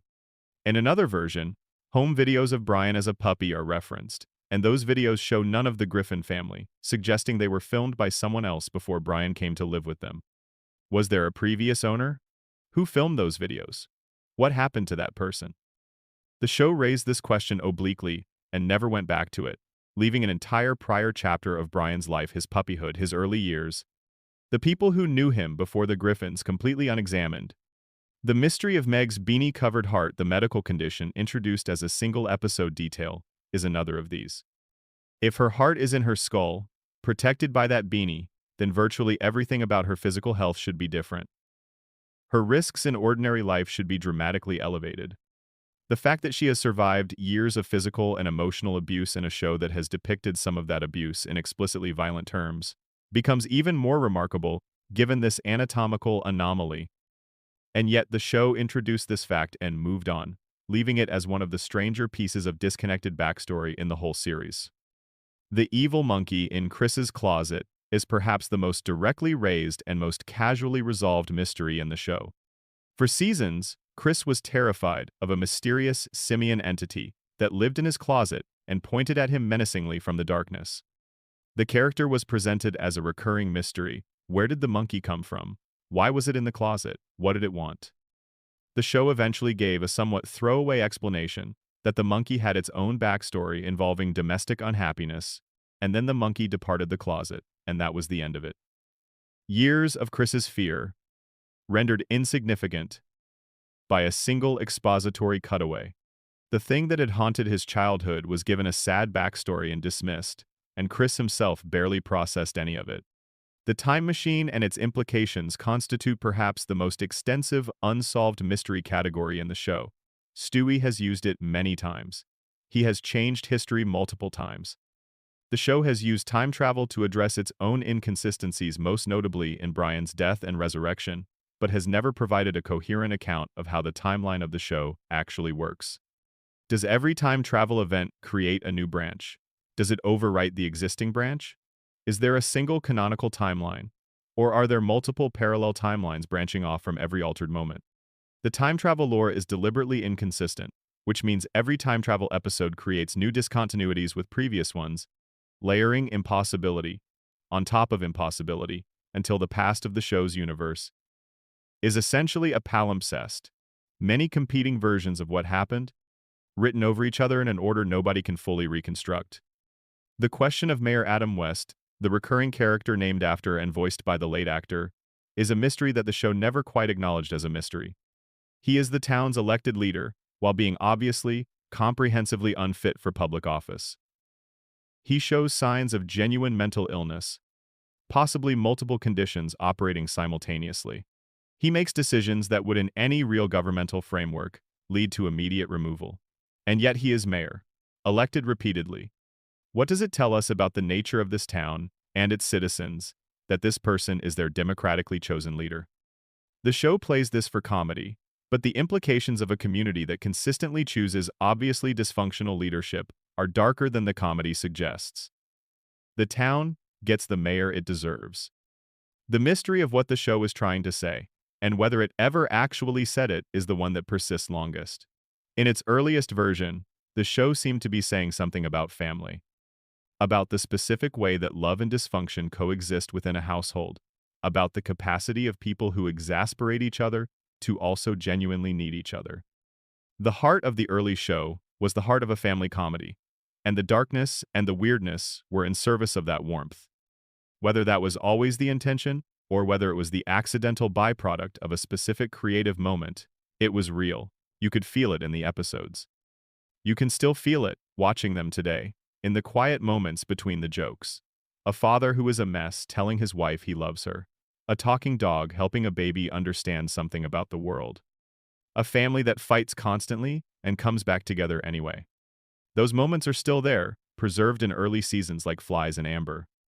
And the mystery of where they went, of where the warmth went, of why it became harder to find and eventually almost impossible, is one that the show never answered directly. It just kept going, season after season, carrying the name and the characters and the address, but increasingly missing the thing that had made all of those elements cohere. The mystery of the lost warmth is perhaps the most human mystery the show ever generated, and the saddest, because it's a mystery about what it's possible to lose without quite noticing that you lost it. You don't wake up one day and think, the warmth is gone. You just notice, gradually, that you haven't felt it for a while. And then you go back and watch the old episodes, and it's all right there, and you realize it was real, and you wonder where it went, and that question doesn't have a clean answer, which is why you're still asking it years later. Section 12. The Seth MacFarlane Code: Hidden Messages, Real-World Connections, and the Creator Who Survived. Every creative work carries its creator inside it. The influences, the obsessions, the fears, the sense of humor, the worldview, these things leave traces in everything anyone makes, whether the maker intends them or not. And when the creator of a work is himself a mystery, a person whose life contains real-world events of such unusual significance that they seem almost too extraordinary for ordinary biography, then the traces become something more interesting. They become a code, or at least, they invite the reading of one. Seth MacFarlane created Family Guy. He was 26 years old when the show first aired. He had spent years at the Rhode Island School of Design, then at Hanna-Barbera, then developing the shorts that would become the show's foundation. He is the voice of 4 of the main characters, Peter, Brian, Stewie, and Quagmire. Which means that every time those characters speak to each other, one person is having a conversation with himself. The show is, in a very literal phonetic sense, a dialogue between different aspects of a single person, different registers of a single voice, different versions of a single sensibility. Peter is one version of MacFarlane's inner life, the working-class New England man, the beer drinker, the person whose appetites are simple and large and unapologetic. Brian is another version, the intellectual aspirant, the literary dreamer, the person who wants to be taken seriously and isn't quite sure whether they deserve to be. Stewie is a third, the performer, the voice mimic, the character who is always performing a character, the part of any creative person that watches its own behavior with a slightly detached, slightly superior gaze. And Quagmire is the shadow, the darker impulses, the part of human nature that most people manage to keep below the social surface, but that this show allows to walk around in broad daylight. The conversations between these 4 characters, the friction and the affection, and the long-standing dynamic of their relationships, are a man's inner life externalized across 4 different bodies. Peter argues with Brian the way the practical part of any person argues with the ambitious part. Brian's contempt for Quagmire is the contempt that the part of us that wants to be good feels for the part of us that wants to be indulged. Stewie's relationship with Brian is the relationship between the part of us that knows what we want and the part of us that's still figuring it out. These are not interpretations imposed from outside. They are the actual dynamics that the show creates and returns to, episode after episode, as though compelled by something that operates independently of any individual episode's story. The most extraordinary fact about Seth MacFarlane's real life, the one that keeps appearing in any serious discussion of him and his work, is this. On the morning of the 11th of September 2001, he was scheduled to be on American Airlines Flight 11. He had a ticket. His travel agent gave him the wrong departure time, 8:15 inches the morning, instead of the actual departure time of 7:45. He overslept. He arrived at the airport too late for the gate. He booked a different flight and went to sleep in the airport lounge. He woke up approximately 40 minutes later to learn that Flight 11 had struck the North Tower of the World Trade Center. Everyone on that flight was killed. MacFarlane has spoken about this in various interviews, with a composure that is itself remarkable. He has consistently framed it as a coincidence rather than a destiny, a missed flight among many missed flights, significant only in retrospect because of what the flight turned out to be. He says it doesn't consume him. He doesn't attach unusual significance to it. He told Howard Stern in 2009 that he's late for everything, and maybe that's good. He told NPR that he's living in 2011 essentially the same way he was living in 1999. He has refused to let the near miss become the defining fact of his biography, and that refusal is itself a kind of extraordinary act, the decision to treat an extraordinary event as ordinary, to keep the randomness of it from becoming meaning.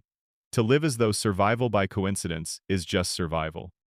And yet, the fact that the creator of Family Guy narrowly survived one of the most catastrophic terrorist attacks in American history by being late, by sleeping in, by the purest mundane chance that fact sits in the background of everything he subsequently made. The show was in its third season when this happened. It was canceled shortly afterward. When it came back with a creator who had survived something that most people don't survive, and who had made a public decision to treat that survival as ordinary. How much of what the show became in its best and worst seasons was shaped by this? How much of the show's refusal to take death seriously, its constant cycling of characters through mortality and back to life, its treatment of the Grim Reaper as someone you can negotiate with, its fundamental premise that things keep going even after they should have ended, is a reflection of a creator who himself kept going after he arguably should have been gone? These are questions without definitive answers. MacFarlane has not connected these dots publicly. The show does not announce these connections. But the connections are there for anyone who goes looking. A show about a family that cheats death repeatedly, in a universe where death itself has limitations and can be outmaneuvered, made by a man who missed a plane that killed everyone on it. A show about a character who keeps coming back no matter what happens to him, made by a man who came back from the edge of the list. Whether or not Seth MacFarlane thinks about this connection, the connection exists. Art carries more than its maker intends. Sometimes it carries the things they've decided not to think about. The show's relationship to its creator's real-life experiences extends to other areas. MacFarlane's love of certain kinds of music, big band, jazz standards, a very specific strain of mid-century American entertainment, saturates the show's DNA. Brian's sophisticated tastes, his martini drinking, his literary pretensions, these are clearly drawn from a version of MacFarlane himself. The show's reflexive referencing of 1970s and 1980s American popular culture, the specific touchstones it keeps returning to, map closely to the cultural landscape of MacFarlane's own childhood and adolescence in New England. The specific movies, television shows, music, and cultural figures that populate the show's cutaway gags are the cultural furniture of a New England childhood in the 1970s and 1980s, belonging to someone who grew up watching specific things and was shaped by them in ways that would take decades to fully express. There are also the stranger correspondences between the show's fictional events and real-world events that have generated so much online discussion over the years. The show is occasionally cited as having apparently depicted events that later occurred in reality. Given enough material produced over enough years, coincidental resemblances to real events are statistically inevitable. This is the same principle that makes it possible to find any pattern in sufficiently large datasets. MacFarlane himself has been clear that there is no intention, no special foreknowledge, behind any of these apparent correspondences. He has addressed it directly and dismissively, which is both the correct stance epistemically and also, of course, exactly the stance someone with hidden knowledge would take to avoid appearing to have hidden knowledge. That's the nature of conspiracy theories. You can't disprove them, because the proof and the disproof look the same from the outside. The show made a lot of things. Some of those things turned out to resemble later events. That is all that can be said with confidence. The hidden details within the show itself, the visual jokes that require pause and close attention to notice, the background details that reward rewatching, the callbacks to earlier episodes that only become apparent on second or third viewings, are one of the genuine pleasures of watching attentively. The show is denser than it appears on first pass. Background characters carry jokes. Environmental details establish facts that dialogue hasn't mentioned. In some episodes, there are visual gags running in the background that have nothing to do with the main story but that are fully developed and internally coherent. This kind of hidden detail suggests a production process that was, at least in its better seasons, populated by people who cared enough about their craft to make things for the audience that the audience would have to work to find. It's the work of people who were proud of what they were making and wanted to reward the viewers who paid attention. Around 2011, MacFarlane stepped back from an active creative role on Family Guy. He continued to voice his characters Peter, Brian, Stewie, and Quagmire, which meant he was still physically present in the recording booth for every episode. But the writing, the story planning, the creative oversight, all of that was handed off to other people. The show-running duties went to Rich Appel and Alex Sulkin, who took over the day-to-day management of the show while MacFarlane focused his energy on other projects. And there were many other projects. He wrote, directed, produced, and starred in the 2012 movie Ted, a comedy about a man whose childhood teddy bear came to life, which earned over $500 million worldwide. He followed that up with A Million Ways to Die in the West. He created and starred in The Orville. He released albums. He became one of the busiest people in Hollywood, and Family Guy was just one item on a very long list.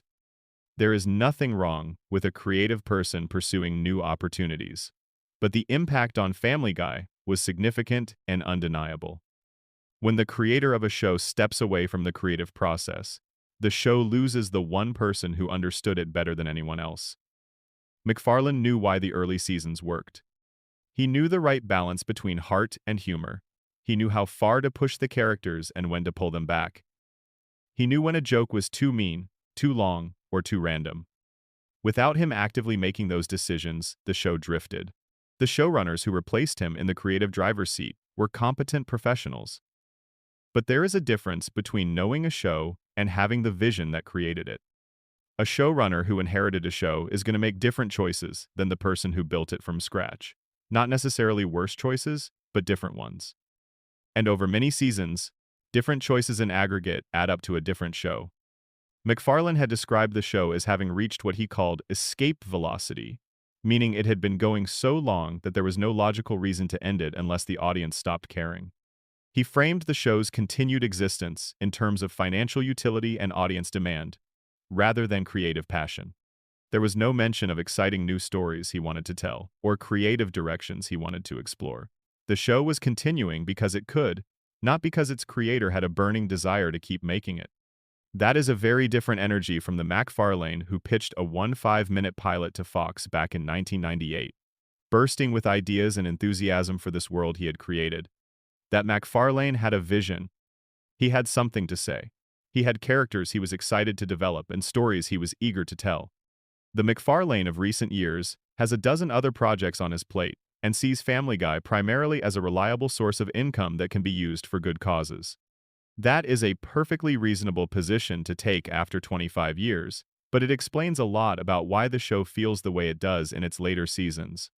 In April 2025, it was announced that Family Guy had secured a renewal deal with parent company Disney, extending the series through season 27 and the 2028 to 2029 television season, which would coincide with the show's 30th anniversary. The show was not just surviving, it was being guaranteed years of additional life, regardless of what happened to the ratings. Because animated shows are much cheaper to produce than live-action shows. Because the show has enormous value in reruns and on streaming platforms. Because Family Guy has become a brand as much as a show, and brands don't stop existing simply because the quality of the thing they represent has declined. The show will keep going. The lights will keep coming on, and somewhere in the background, 4 voices will keep having a conversation with themselves. And then there is the deepest hidden message, the one that every season of the show inadvertently sends. That making something for over 2 decades means watching it change in ways you didn't choose, means losing control of your own creation, means seeing your intentions transformed by time and personnel and economics and culture into something that still carries your name, but only sometimes carries your original vision. MacFarlane created something that outlasted his active creative involvement. He created 4 voices that continued to speak after his hand left the pen. The show he made is now partly the show he made and partly the show that other people made in his name. And the mystery of which parts are, which is the mystery of all creative inheritance. When a thing you built becomes large enough, it builds itself. It becomes its own force. It follows its own logic. And you can walk away from it or step back from it, or redirect your energy elsewhere, but you cannot unmake it. The thing you built keeps being what it is, for better and for worse, long after you've moved on. The voice is still his. Peter speaks in Seth MacFarlane's voice. Brian speaks in Seth MacFarlane's voice. Stewie speaks in Seth MacFarlane's voice. Quagmire speaks in Seth MacFarlane's voice. 4 characters, 4 voices, 4 versions of one man, still talking, still arguing, still navigating the strange suburb that MacFarlane built from a short film he made in graduate school. The town that doesn't exist on any map, the family that doesn't have a consistent address, the dog who can't be explained. The baby who shouldn't be able to talk. The chicken who keeps getting up. Whatever the show became, whatever it failed to remain, whatever it might still become, the voice is still there. And as long as that's true, the mystery of who is speaking and what they're really trying to say has not yet reached its answer. Closing thoughts. The mystery of the long goodbye. We have spent several hours in a neighborhood that doesn't exist, in a town that doesn't exist, in a state that does exist, but that the show uses as a stage rather than a place. We've looked at a giant chicken who keeps getting up.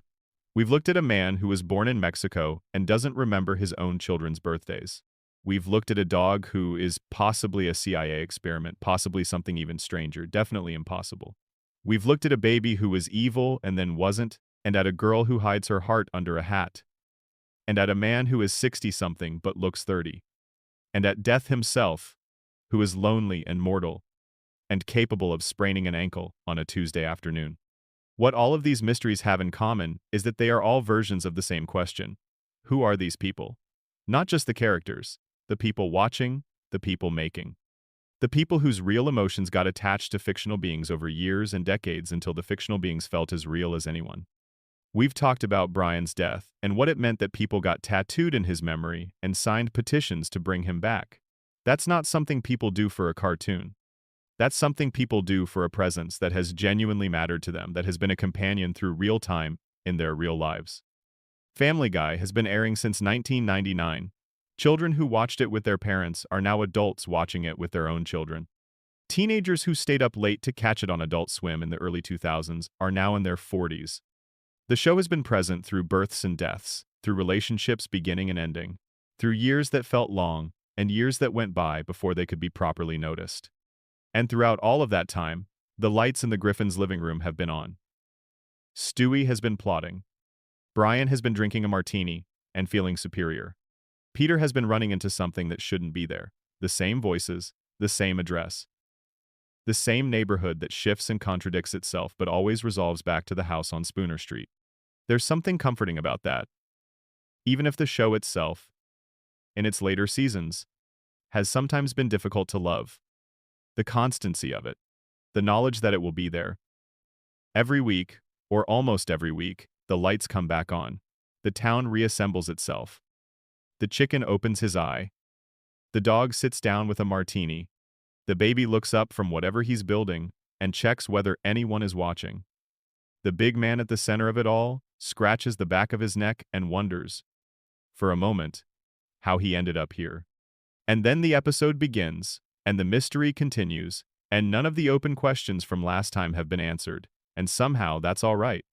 Some mysteries are meant to stay mysteries. Some questions are better asked than answered. Some worlds are better lived in than fully mapped. The town on Spooner Street has always been better inhabited than analyzed. Better felt than explained.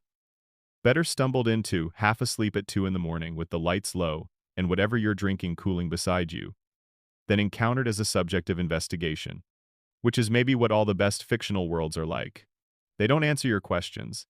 They keep you company while you hold them. The longest mystery of Family Guy is not any specific question about its characters or its universe. The longest mystery is how a show about a deeply imperfect family managed to make so many people feel, over so many years, as though they belonged somewhere. As though they had people. As though the lights would always come back on. That mystery might not be solvable, but it's worth sitting with in the dark. In whatever time and whatever place you're watching from, until sleep comes. Sweet dreams. If you've made it this far, thank you, genuinely. If this helped you settle into sleep, or gave you something to think about on a quiet night, please consider subscribing and leaving a like. It helps the channel keep growing and lets me keep making these long, slow deep dives into the worlds people love. Drop a comment telling me which mystery grabbed you most. I read every single one. And until next time, wherever you are in the world, rest well. Script written for Uncle Guy Lore, YouTube.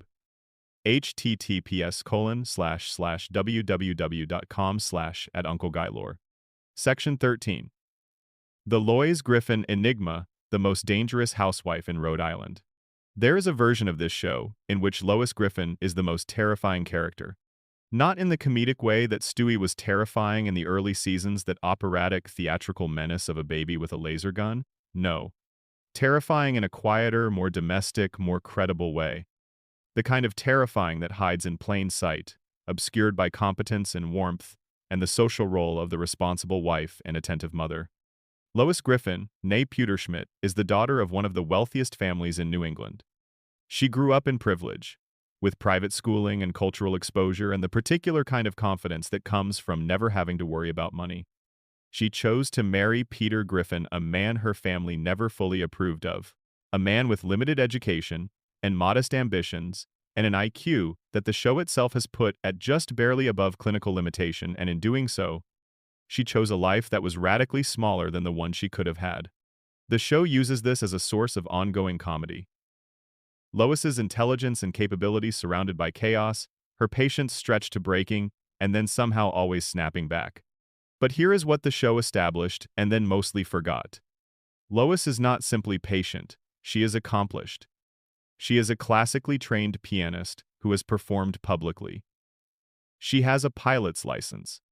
She has martial arts training, established in an early episode when she worked as a self-defense instructor, and the show periodically reminds us of this capability when it needs her to be physically impressive for a story. She speaks with authority and clarity. She manages a household that is in a constant state of crisis, with something approaching genuine competence.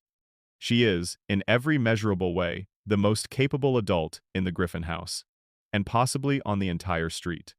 And underneath all of this capability is a history that the show has hinted at across many episodes and fragments that, taken together, paint a disturbing picture. She was, in her youth, sexually active in ways the show has portrayed as both comic and vaguely reckless. She committed petty crimes. She had a shoplifting habit that resurfaces in later seasons as an arc where her old compulsions return. She has demonstrated, in various episodes, a willingness to lie, manipulate, and act in self-interest in ways that are inconsistent with the warm and patient wife persona she generally projects. In one memorable arc, she becomes a professional boxer and turns out to be frightening at it, not just capable, but genuinely violent, enjoying the violence in a way that her usual demeanor doesn't suggest. In another, she finds success in something morally compromised and struggles to walk away from it. These fragments, assembled, suggest a character who is far more complicated than her primary role, the sensible one. The foil to Peter's chaos would indicate. There is a Lois who wants things. Not just the things the show assigns her: a stable marriage, well-adjusted children, a house that doesn't constantly fall apart. Bigger things. Wilder things.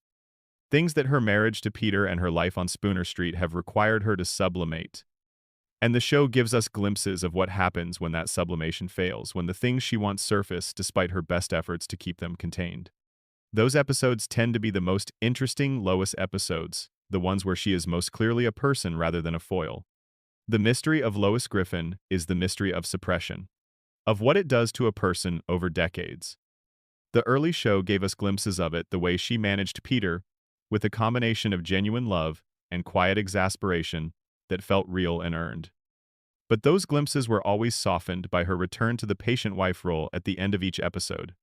The later show gave us larger glimpses, more openly acknowledging her complexity, but without ever fully committing to following where that complexity led. The show kept approaching the truth of Lois Griffin and then retreating from it, offering us a look through a door it would immediately close again. There is a theory, not uncommon in discussions of the show's mythology, that Lois is aware of everything Brian's feelings for her, the dynamics between the kids, the various secrets that the family carries, and chooses to manage her awareness rather than confront it. She knows, in this reading, that Meg's biological father isn't Peter. She knows about Brian's long-running attraction to her. She knows things about each of her children that she keeps to herself, letting them believe their secrets are hidden, because that is more useful than forcing everything into the open. In this reading, Lois's apparent obliviousness is strategic. Her patience is a management style. She is running a family with the quiet confidence of someone who always knows more than she's letting on. This reading makes her more intimidating, not less lovable. The most capable person in a chaotic household, choosing to manage the chaos from inside rather than above it, keeping everything functional through a constant invisible effort that nobody fully sees or appreciates. The woman who makes everything work by pretending to be less aware of what's happening than she actually is. That's a kind of intelligence and a kind of loneliness that the show has never fully examined. And the mystery of what Lois actually knows and actually wants, underneath the competence and the patience and the genuine love that runs through everything she does, is one of the more quietly compelling open questions the show has left unresolved. Section 14. The Joe Swanson Paradox. The hero who became the joke. When Joe Swanson was introduced in the first season of Family Guy, in an episode called A Hero Sits Next Door, he was the most impressive person on the street. He was a police detective. He used a wheelchair. He had been injured in the line of duty, in an incident involving a criminal dressed as the Grinch, of all things. And yet his presence commanded a respect that none of the other main characters quite managed to project. Peter was immediately jealous of Joe. He was jealous of how much people admired Joe, of how Joe's competence and physical capability, in the upper body despite the wheelchair, seemed to naturally attract admiration. Joe had what Peter wanted to have: the respect of the neighborhood, the regard of strangers, the sense that his presence meant something. That jealousy was the foundation of their friendship. Two men who became close partly because one of them couldn't help being impressed by the other, and partly because the one being admired responded to that admiration with genuine warmth rather than condescension. Joe was kind to Peter. He included him. He made Peter feel like his friend rather than his supplicant. And the friendship that grew from that dynamic was one of the more natural feeling relationships in the show's early history. What happened to Joe Swanson across the show's many seasons is one of its more comprehensive character declines, and it tracks closely with the show's broader decline in its treatment of characters who started out sympathetically. The man who was introduced as the neighborhood's most impressive figure became, gradually and then rapidly, the neighborhood's most pitied figure. His disability, which in the early seasons was simply a fact about him that the show treated with a matter-of-fact respect, became increasingly the primary source of his characterization. He went from being a detective who used a wheelchair to being a wheelchair user who was also, incidentally, a detective. The distinction is important. In the first version, the wheelchair is one fact among many. In the second version, it is the defining fact, and everything else is organized around it. His wife Bonnie, who in the early seasons was depicted as a loving and supportive partner, she was pregnant for an implausibly extended period in the show's early run, which is its own kind of strange continuity gag, eventually became someone who resented him, who was depicted as frustrated by the marriage, who ultimately had an affair and nearly left him. The show used Bonnie's unhappiness as comedy, which is an interesting choice when you consider that what Bonnie was unhappy about was, at least in part, the disability that Joe lived with. The humor of Bonnie's dissatisfaction with the marriage rested on a foundation that the show never examined directly. What does it mean to find your disabled husband's disability inconvenient? Joe's friendship with Peter, Cleveland, and Quagmire also changed, in ways that mirrored Peter's general character decline. Where Peter was once jealous of Joe and won over by his warmth, later Peter is condescending to Joe, making jokes at Joe's expense, treating his disability as a punchline, in ways that the early show explicitly avoided. The transition from the Joe that early Peter admired to the Joe that later Peter mocked is a transition the show made without comment, without acknowledgement, without any episode that addressed what changed and why. What remained consistent about Joe, across all of these changes, was a core of genuine competence and decency that the show could never quite fully erase. Even in the seasons where he was treated as a figure of fun, there were episodes that returned to his fundamental capability, the episodes where he actually solved cases, where his professional skill was on display, where the show remembered that underneath the gag version of Joe was the original Joe, the one worth admiring. Those episodes were reminders of what the character had been and what the show was doing when it reduced him from that. The mystery of Joe Swanson is the mystery of how a show treats its characters who represent something that requires care. Joe's disability is not a joke in the early episodes. It is a fact about a person who is more than his disability. The show understood this once. It stopped understanding it for a long stretch of seasons. And then, in the way the show occasionally remembers what it got right, it would understand it again for an episode or two before forgetting. That oscillation between the show that saw Joe clearly and the show that used him for cheap contrast is the record of a writing room negotiating, badly and inconsistently, with a responsibility it wasn't fully equipped to handle. Section 15. The Drunken Clam and the mythology of the neighborhood bar. There is a specific kind of place in American working-class culture that the show captured with some accuracy in its earliest seasons. The neighborhood bar. Not the upscale cocktail lounge, or the trendy wine bar, or the sports bar with 40 screens, the neighborhood bar. The place that has been there forever. The place where the regulars have regular seats, and the bartender knows your order before you give it, and the conversations overlap with conversations that were happening 10 years ago and will still be happening 10 years from now. The place that serves a specific social function in the lives of the men who frequent it, a function that is not simply about drinking but about belonging, about having a regular place in the world where your presence is expected and your absence would be noticed. The Drunken Clam is that bar.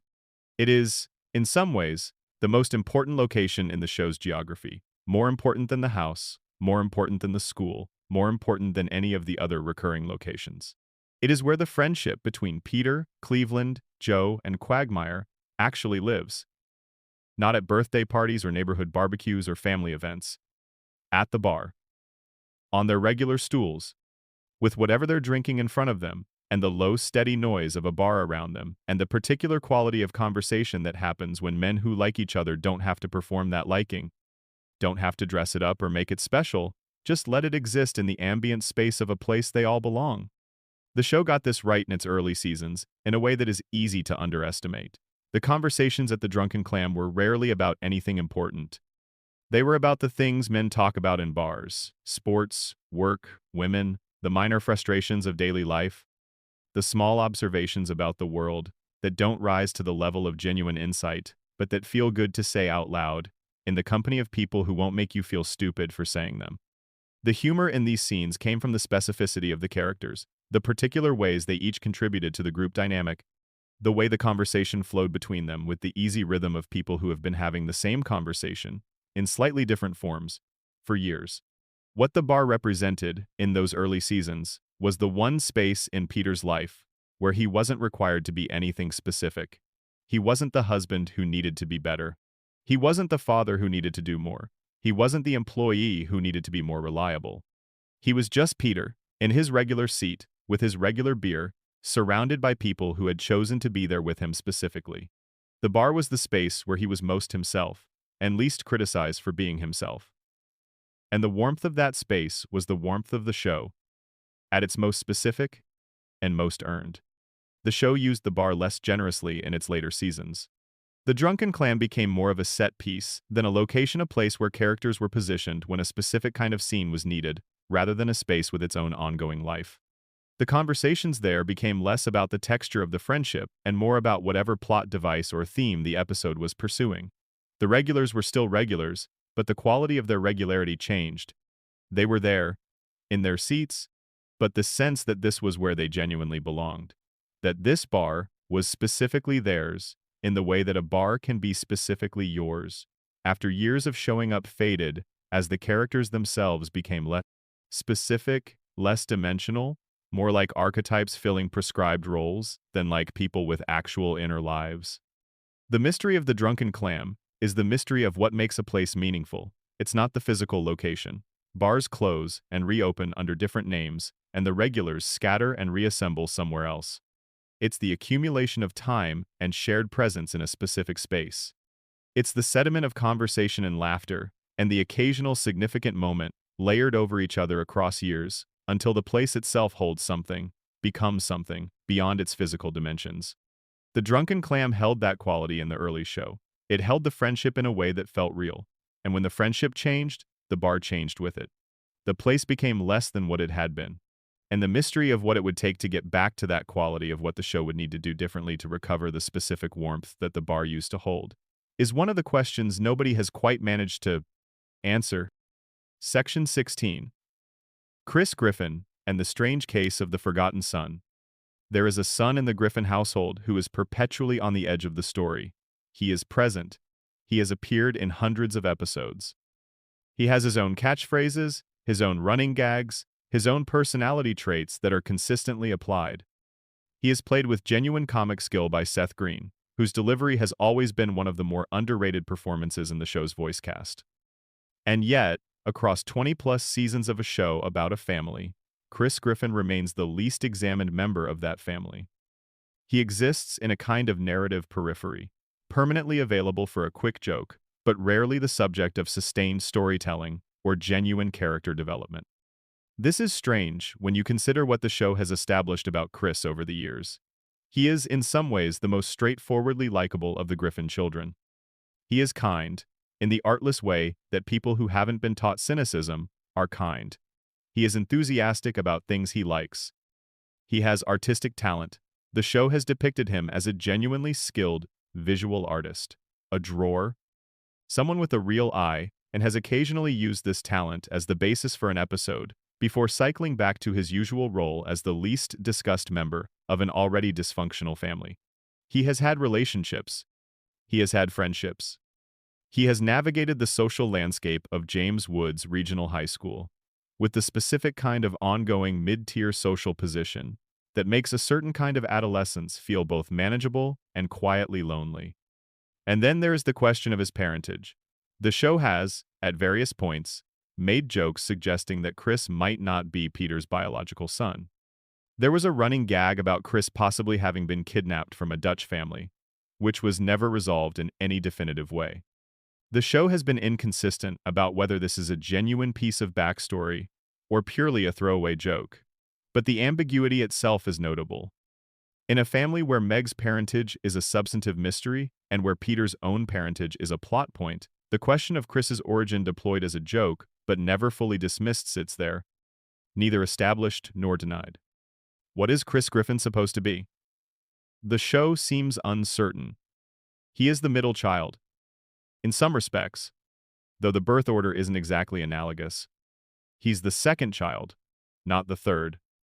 And the family dynamic that typically produces the most interesting middle child characterization doesn't map cleanly onto a family where the youngest is a supervillain and the oldest is the designated scapegoat. He is sometimes the show's vehicle for a particular kind of innocent humor, the humor of someone who says what he actually thinks without the filters that social experience installs. He is sometimes the vehicle for a particular kind of gross-out comedy. He is sometimes largely forgotten for stretches of episodes. Seth Green's voice work is worth noting here, because it represents a genuine craft that the show underutilizes. Green brings a specific quality of guileless enthusiasm to Chris that feels authentic, the voice of a kid who isn't performing his innocence but actually has it, who is genuinely surprised by things, genuinely delighted by things, genuinely upset by things, in the unguarded way that people are, before life teaches them to be strategic about their emotional expressions. That authenticity, in the hands of better stories, could have made Chris one of the show's most interesting characters. The show has occasionally recognized this and given him episodes that allow Green to do something more with the character than deliver punchlines. Those episodes are among the show's quieter successes.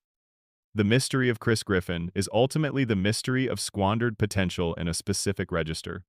Not the grand, tragic squandering of Meg's potential or the bewildering squandering of early Stewie's potential, but the quieter squandering of a character who was there all along, easy to write for, voiced brilliantly, and simply never given the stories he might have been given if someone had sat down and thought seriously about who Chris Griffin was and what he was capable of.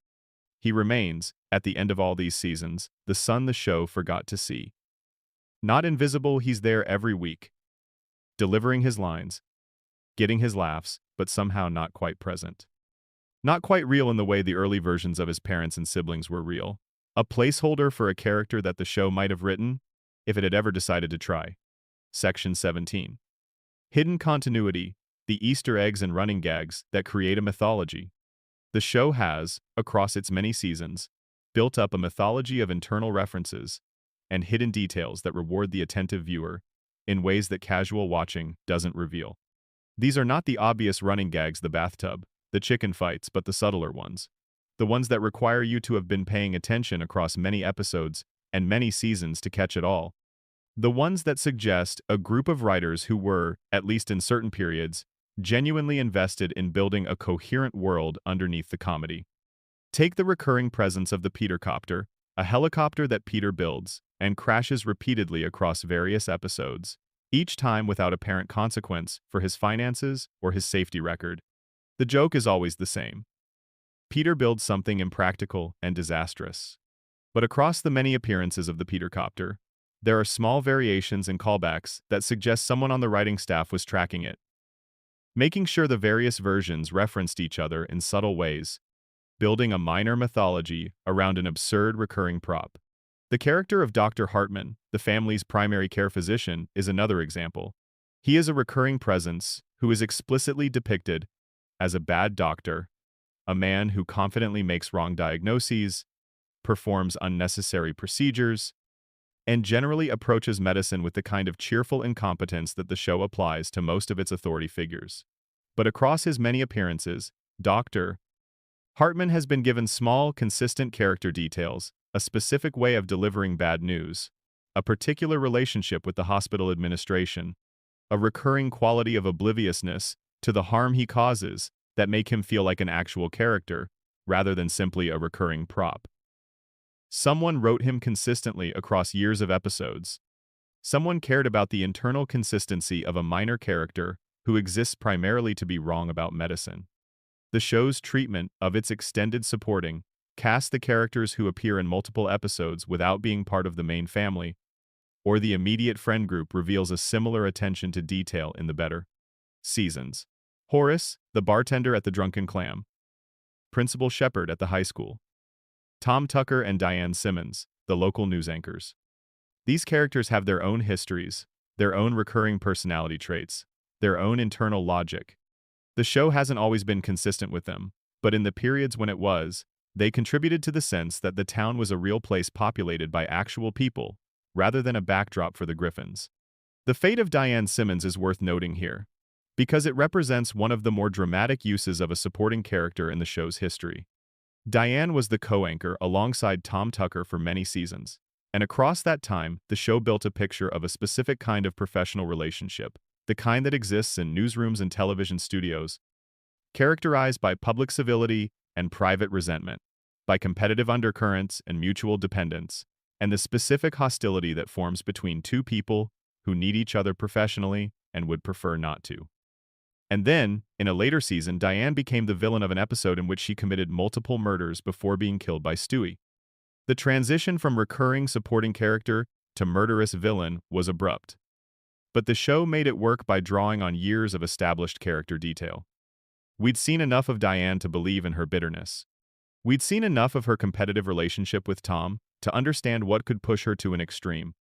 The murder storyline was wild, but it was grounded in everything the show had spent years establishing about who Diane was. That is good long-form television writing. The kind that rewards sustained watching. The kind that builds towards something, even if the destination is a supporting character becoming a murderer on a comedy show. And the mystery of why the show has this capability and uses it intermittently rather than consistently is the mystery of all inconsistent creative enterprises. Some days the room is firing on all cylinders. Some days it isn't. And after 25-plus seasons, the days when it isn't have become more common than the days when it is. The show's hidden mythology extends to the architectural details of the universe. The way that the show's universe is connected to the universes of other MacFarlane shows. American Dad. The Cleveland show has been established through crossover appearances and shared references across many seasons. Characters from one show appear in another. Events from one show are referenced in another. The implication, never made explicit, is that these fictional universes are adjacent to or overlapping with each other. That the Griffin family and the Smith family exist in the same cosmological space. That Death and Stewie's Time Machine and the CIA programs in American Dad are all part of a single, internally consistent, if internally inconsistent, mythology. This shared universe has never been formally named or acknowledged by the show, but it is visible to anyone who tracks the crossovers carefully. It raises questions about the relationship between these fictional worlds, about whether the events of one show are real within the world of another, about what it would mean for the characters in each show if they fully understood their relationship to their fictional counterparts in adjacent shows. These questions have no answers. They are the show's most ambient mysteries, the ones that exist in the peripheral vision of any sustained watching, never quite coming into focus, never quite going away. The hidden continuity of Family Guy is, in some ways, the show's most genuine achievement in its later seasons. Not the big stories, not the character arcs, not the cutaway gags or the shocking moments, but the accumulated detail of a world that has been maintained across decades by a rotating cast of writers who somehow managed, despite everything, to keep certain things consistent. The bartender at the Drunken Clam. The doctor who is always wrong. The news anchors with their specific mutual hostility. The chicken who keeps opening his eye. The bathtub that keeps falling. These consistencies are the skeleton of the show's mythology, the armature on which everything else is hung. And the fact that they've been maintained across all the changes and inconsistencies and creative failures is itself a kind of mysterious achievement. The persistence of small details in a show that has been consistently careless about large ones. Section 18. The question of legacy: what Family Guy actually changed. To talk about Family Guy's mysteries without talking about its legacy would be to miss something essential. Because the mystery isn't just what happened within the show, but what the show did to the landscape around it. What it changed. What it made possible. What the world of animated television and internet comedy looks like differently because this show existed. Family Guy premiered in January 1999, right after the Super Bowl. It drew 22 million viewers for its first episode. That number, for a brand new animated comedy on a network, was extraordinarily inflated by the Super Bowl lead-in, yes, but still an indicator of the potential audience the show could reach. In the years that followed, it did something that almost no canceled show has ever done. It came back. Not once, but effectively twice once, when Adult Swim's rerun ratings and DVD sales proved that an audience existed, and once when Fox made the formal decision to order new episodes. Each return was an argument that audiences could be recaptured, that canceled shows were not permanently dead, that the right combination of home video, cable reruns, and internet sharing could revive something that broadcast television had given up on. This had consequences. It demonstrated to the industry that the second life of a show, its existence in syndication, on DVD, on streaming platforms, could be more culturally significant than its original broadcast run. Family Guy was not the first show this had happened to. It was, however, the clearest and most dramatic example up to that point, and it helped establish the logic that would eventually make streaming platforms possible and important. If audiences were willing to consume television on their own schedules, outside of the broadcast window, then the broadcast window was only one part of a show's economic life, and not necessarily the most important part. The show also changed something about how comedy interacted with the internet. The cutaway gags, whatever their other problems, were structurally perfect for the early era of video sharing online. A Family Guy cutaway is self-contained. It has a beginning and an end. It is funny or not funny on its own terms, without requiring knowledge of the broader episode's context. It can be shared as a clip without needing to drag the surrounding story with it. When YouTube launched, in 2005, the same year Family Guy came back, the show was perfectly positioned to exploit the new platform. Family Guy clips became among the most shared video content in the platform's early years, introducing the show to generations of viewers who had never watched it on television, and creating a cultural presence that extended far beyond the show's broadcast numbers. This, too, had consequences. It established a model for how comedic content could propagate online, and it fed back into the show's own production decisions. If cutaway gags were what got shared, if the moments were what traveled, then the incentive was to create more moments and less story. The tail wagged the dog. The show's most shareable format became its most dominant format, and the broader stories that had once given the moments their context became progressively thinner because the moments didn't need the context to be shareable. They needed to be funny for 15 seconds, and then the person watching them online would move on. The influence on animation more broadly is also worth examining. Family Guy's success with adult animation in the early 2000s, alongside The Simpsons and South Park, helped demonstrate that animation was not a children's medium, and that adult animated comedies could attract large and loyal audiences. This created space for subsequent shows, Archer, Bob's Burgers, Rick and Morty, BoJack Horseman, and many others that might not have been commissioned or might have been canceled much earlier without the precedent that Family Guy helped establish.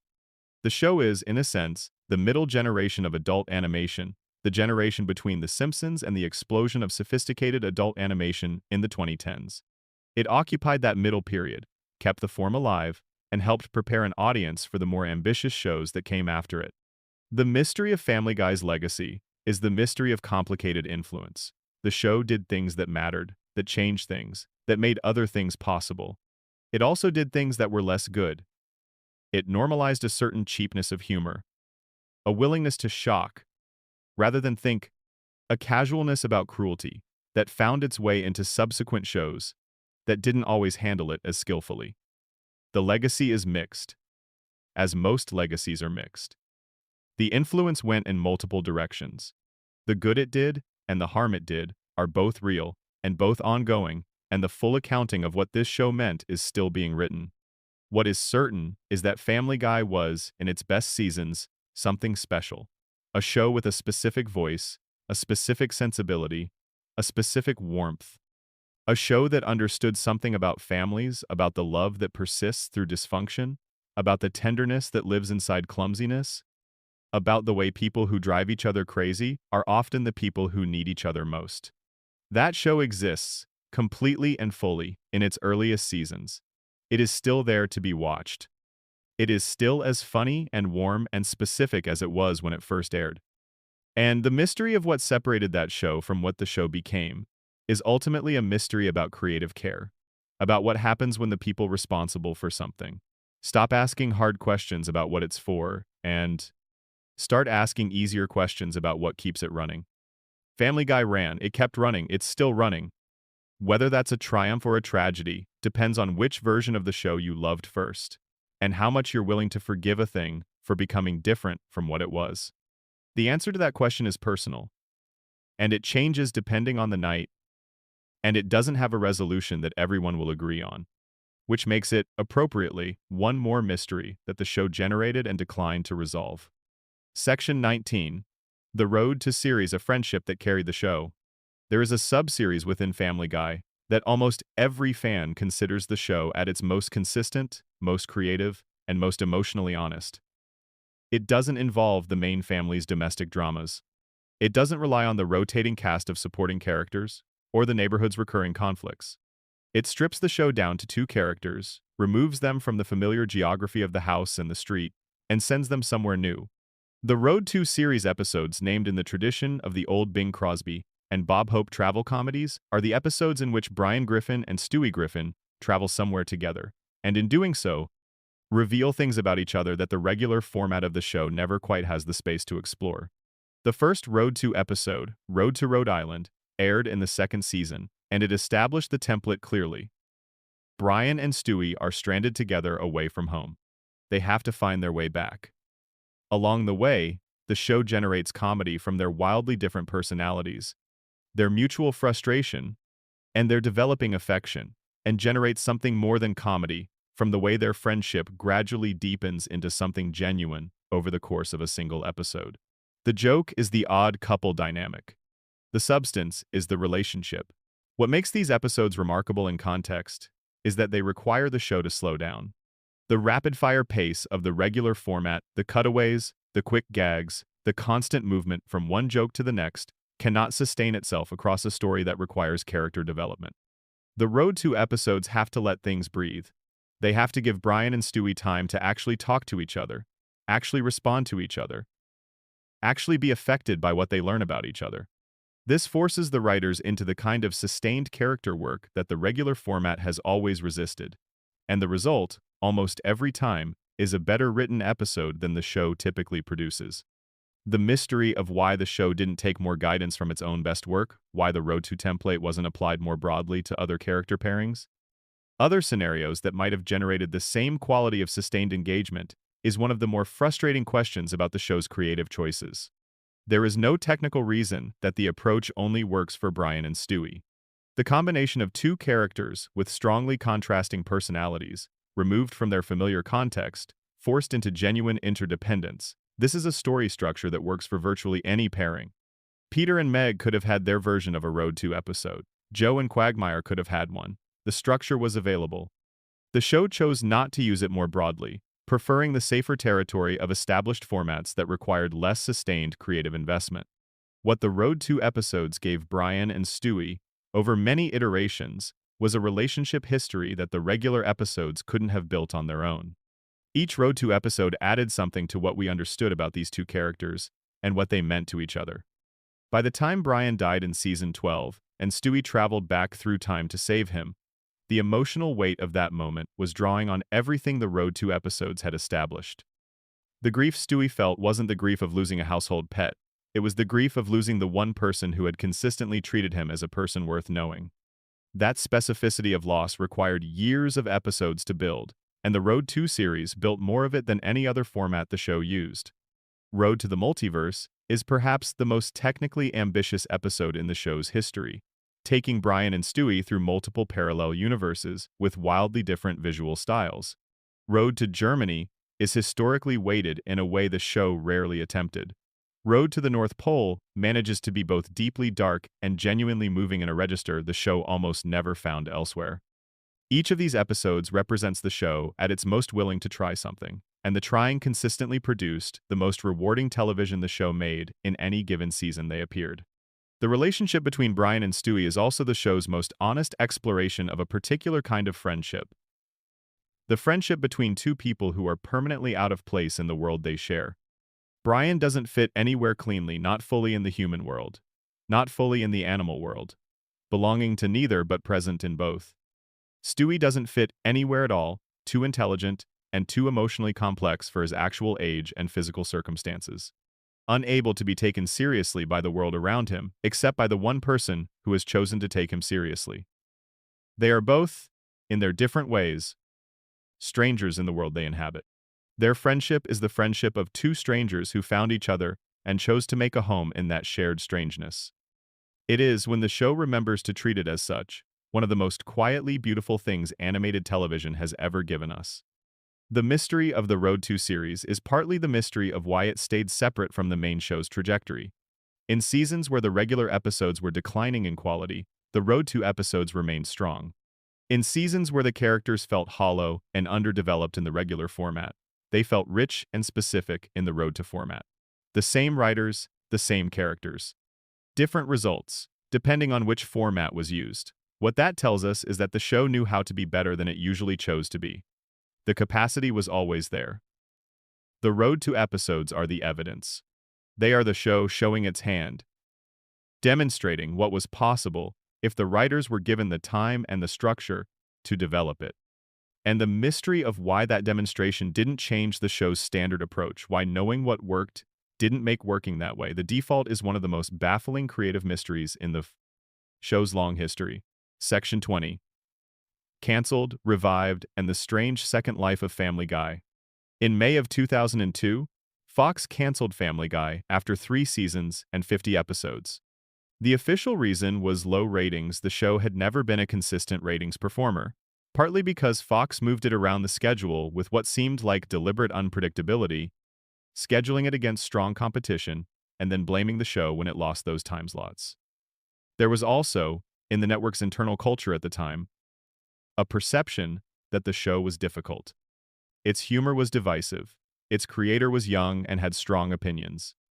It pushed at the edges of what the network was comfortable with, and the ratings, while never catastrophic, never quite justified the cost of managing those complications. The show was gone. It seemed final. Cast members moved on. Writers found other work.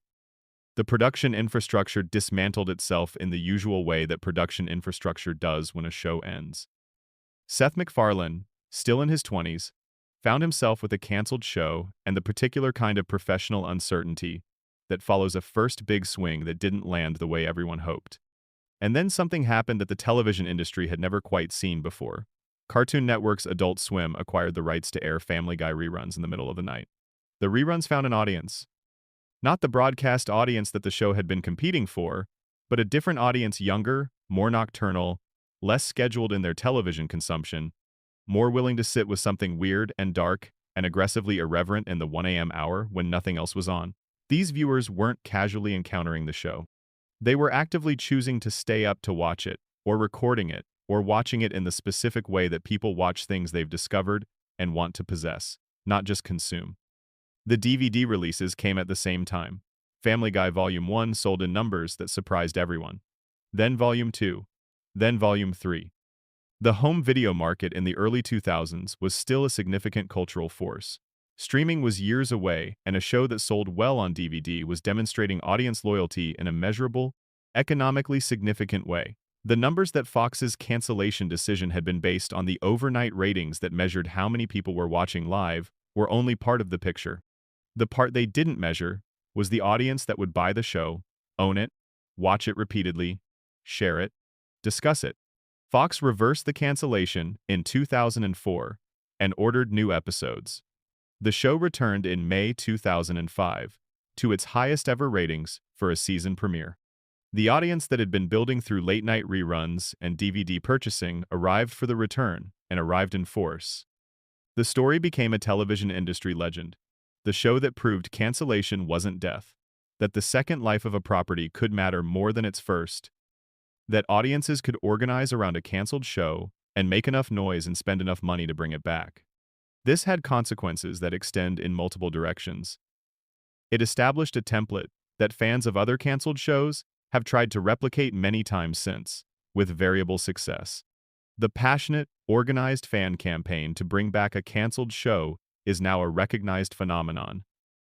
And Family Guy's revival is the example that everyone references when they describe how such a campaign might work. It changed how networks thought about cancellation, making them slower to pull the plug on shows with passionate fan bases, more attentive to second life indicators like home video sales and streaming numbers, more willing to factor in the cultural presence of a show that might not be winning its time slot, but is clearly living in the culture in other ways. But it also had a consequence that nobody discusses quite as directly. It changed Family Guy itself. A show that comes back from cancellation does not come back as the same show. The original creative team has dispersed. The writers who shaped the early seasons are working on other things. The sensibility that produced those seasons, its specific rhythms, its particular balance of warmth and edge, its consistent internal logic about who these characters were, cannot be perfectly reconstructed. 3 years later, with a partially different team. The show that came back in 2005 was influenced by the show that ended in 2002, shared its characters and its setting and its voice cast, but was not identical to it. It was a revival, which is different from a continuation, and the distinction matters. The show that came back was, in some ways, more successful than the show that was canceled. It drew bigger audiences. It generated more cultural discussion. It lasted much longer. It produced many of its best episodes after the revival The Road to Multiverse, the Brian Death and Resurrection arc, various standalone achievements that the pre-cancellation show never quite managed. But it also, over time, lost things that the original had. The specific warmth of the first 2 seasons, the sense that these were people you were genuinely invited to care about, proved harder to sustain at the higher volume and faster pace that a successful show generates. The revival made Family Guy a hit, and being a hit turned out to have its own costs. The mystery of the revival is the mystery of whether getting what you wanted was worth what it cost. The show's creators and cast and crew clearly wanted to continue. The fans who campaigned for its return clearly wanted more of it. They got it. And what they got was more episodes, more seasons, more of these characters, more of this world, but not necessarily more of the specific things that had made them want it continued in the first place.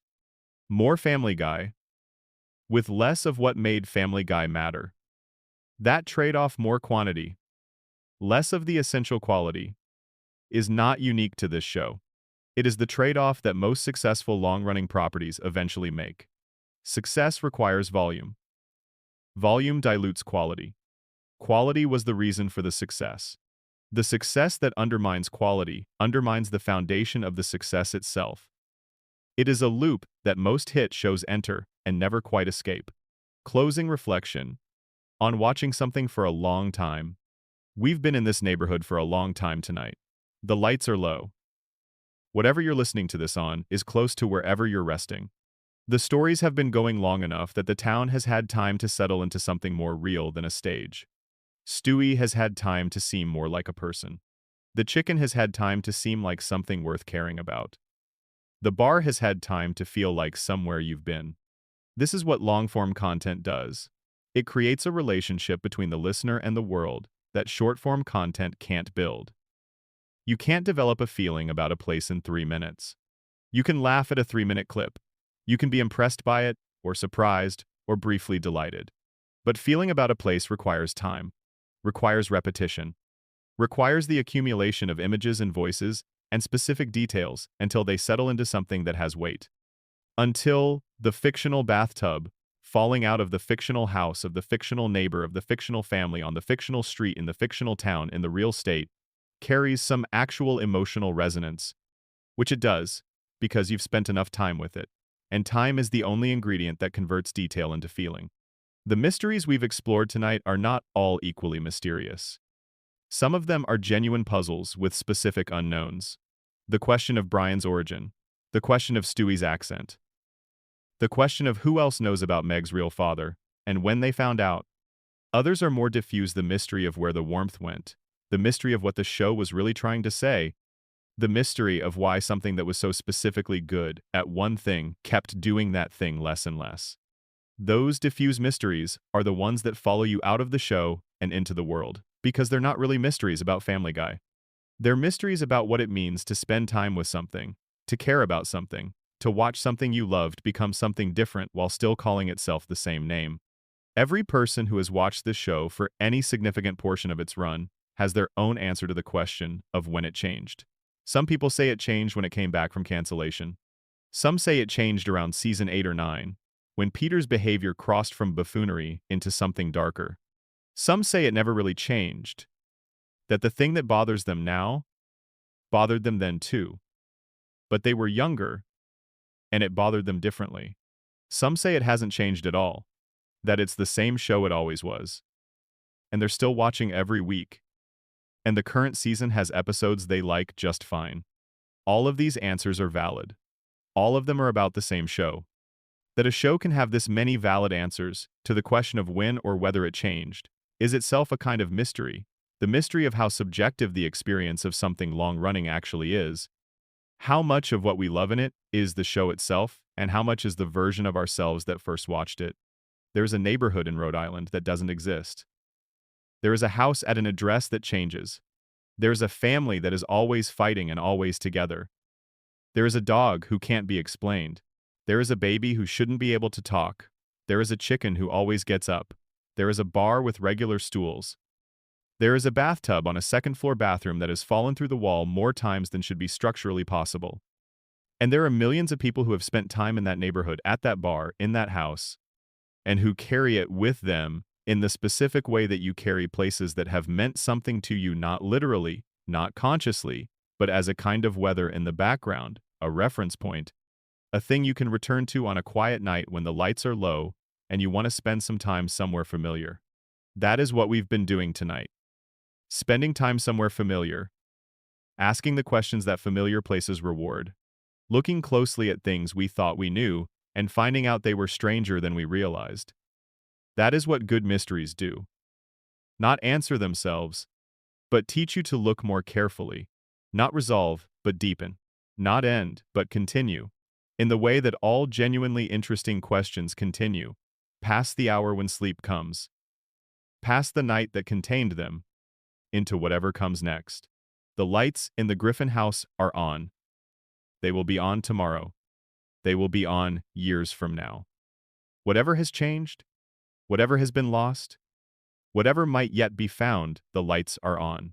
The family is home. The chicken is somewhere, waiting. The baby is in his crib, building something. The dog is in the kitchen with a martini. The man on the couch is watching television and is, despite everything, at home. Sweet dreams. Thank you for staying.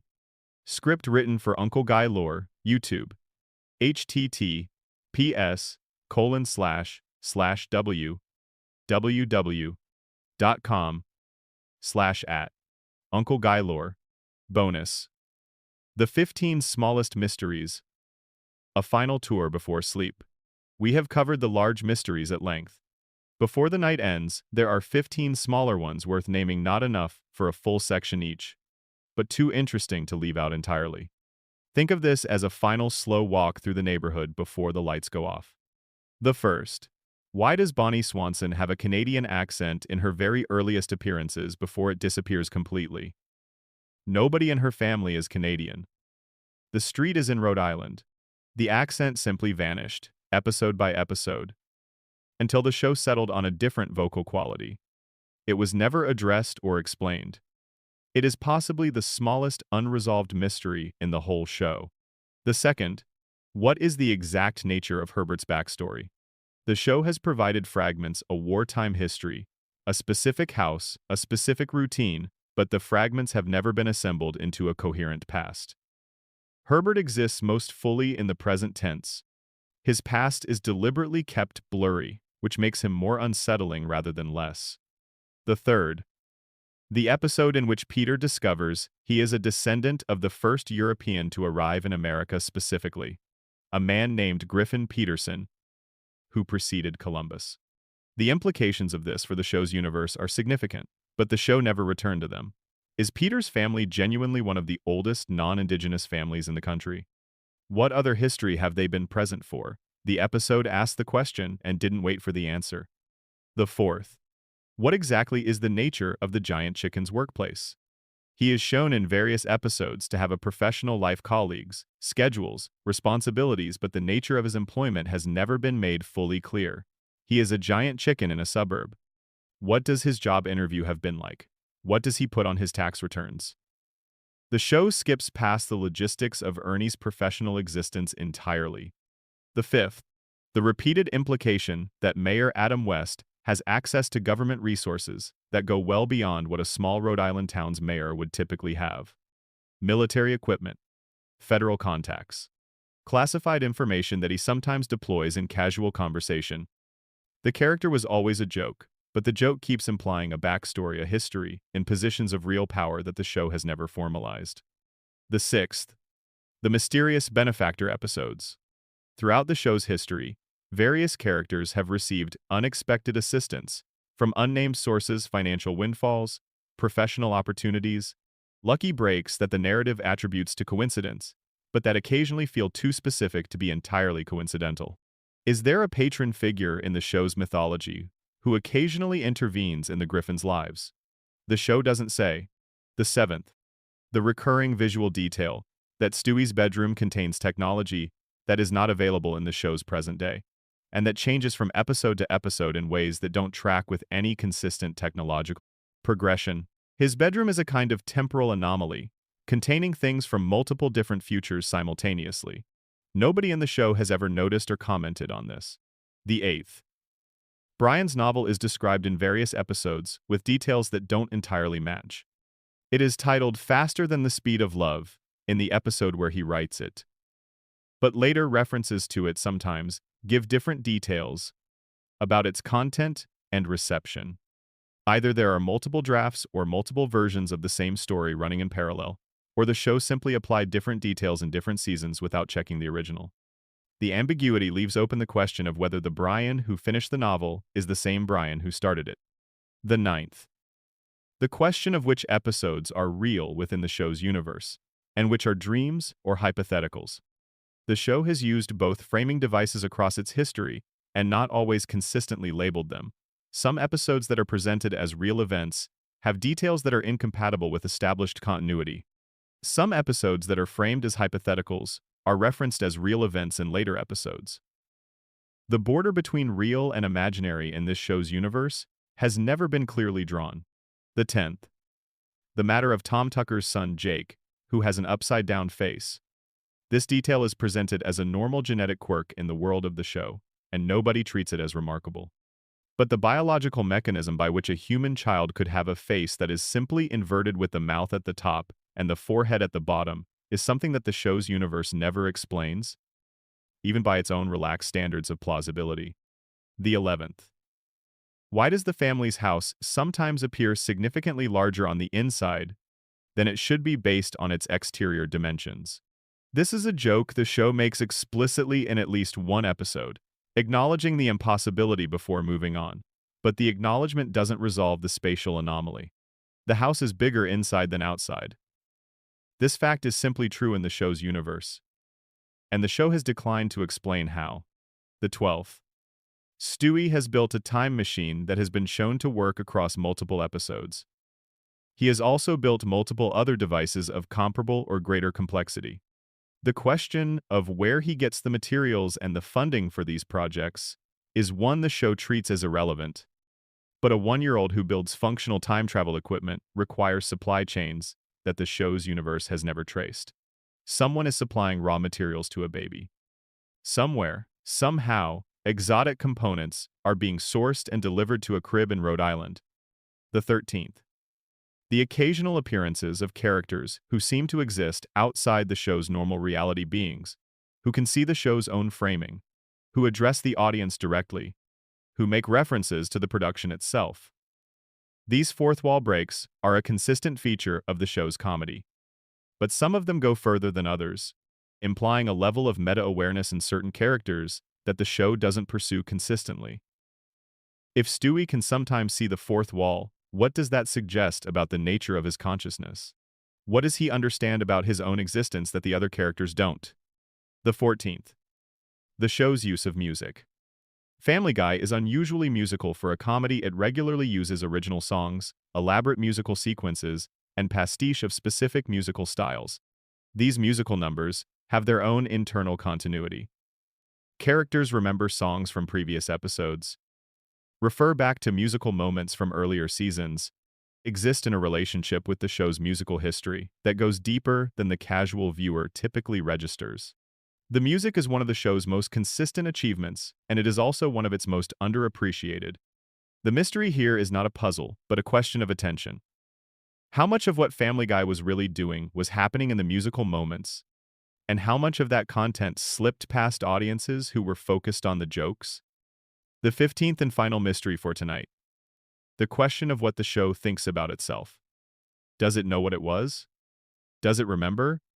Somewhere in the writer's room, in the recording booth, in the production process that has been running for over 25 years, is there a conversation happening about the relationship between the show that began in 1999 and the show that continues today? Is there anyone in that room who holds both versions in their head simultaneously and thinks about the distance between them? The answer to this question is probably yes, has probably always been yes. Creators and writers tend to be more self-aware about these things than their public output would indicate. The mystery is not whether the self-awareness exists. The mystery is what it's like to carry it, to know what you had, to keep making the thing anyway, to put the voices in the microphone every week and send them out to the millions of people who grew up with them, who carry them, who come back to them on quiet nights like this one, in whatever time and whatever place, looking for something familiar in the dark. The lights are on, the family is home, sleep well.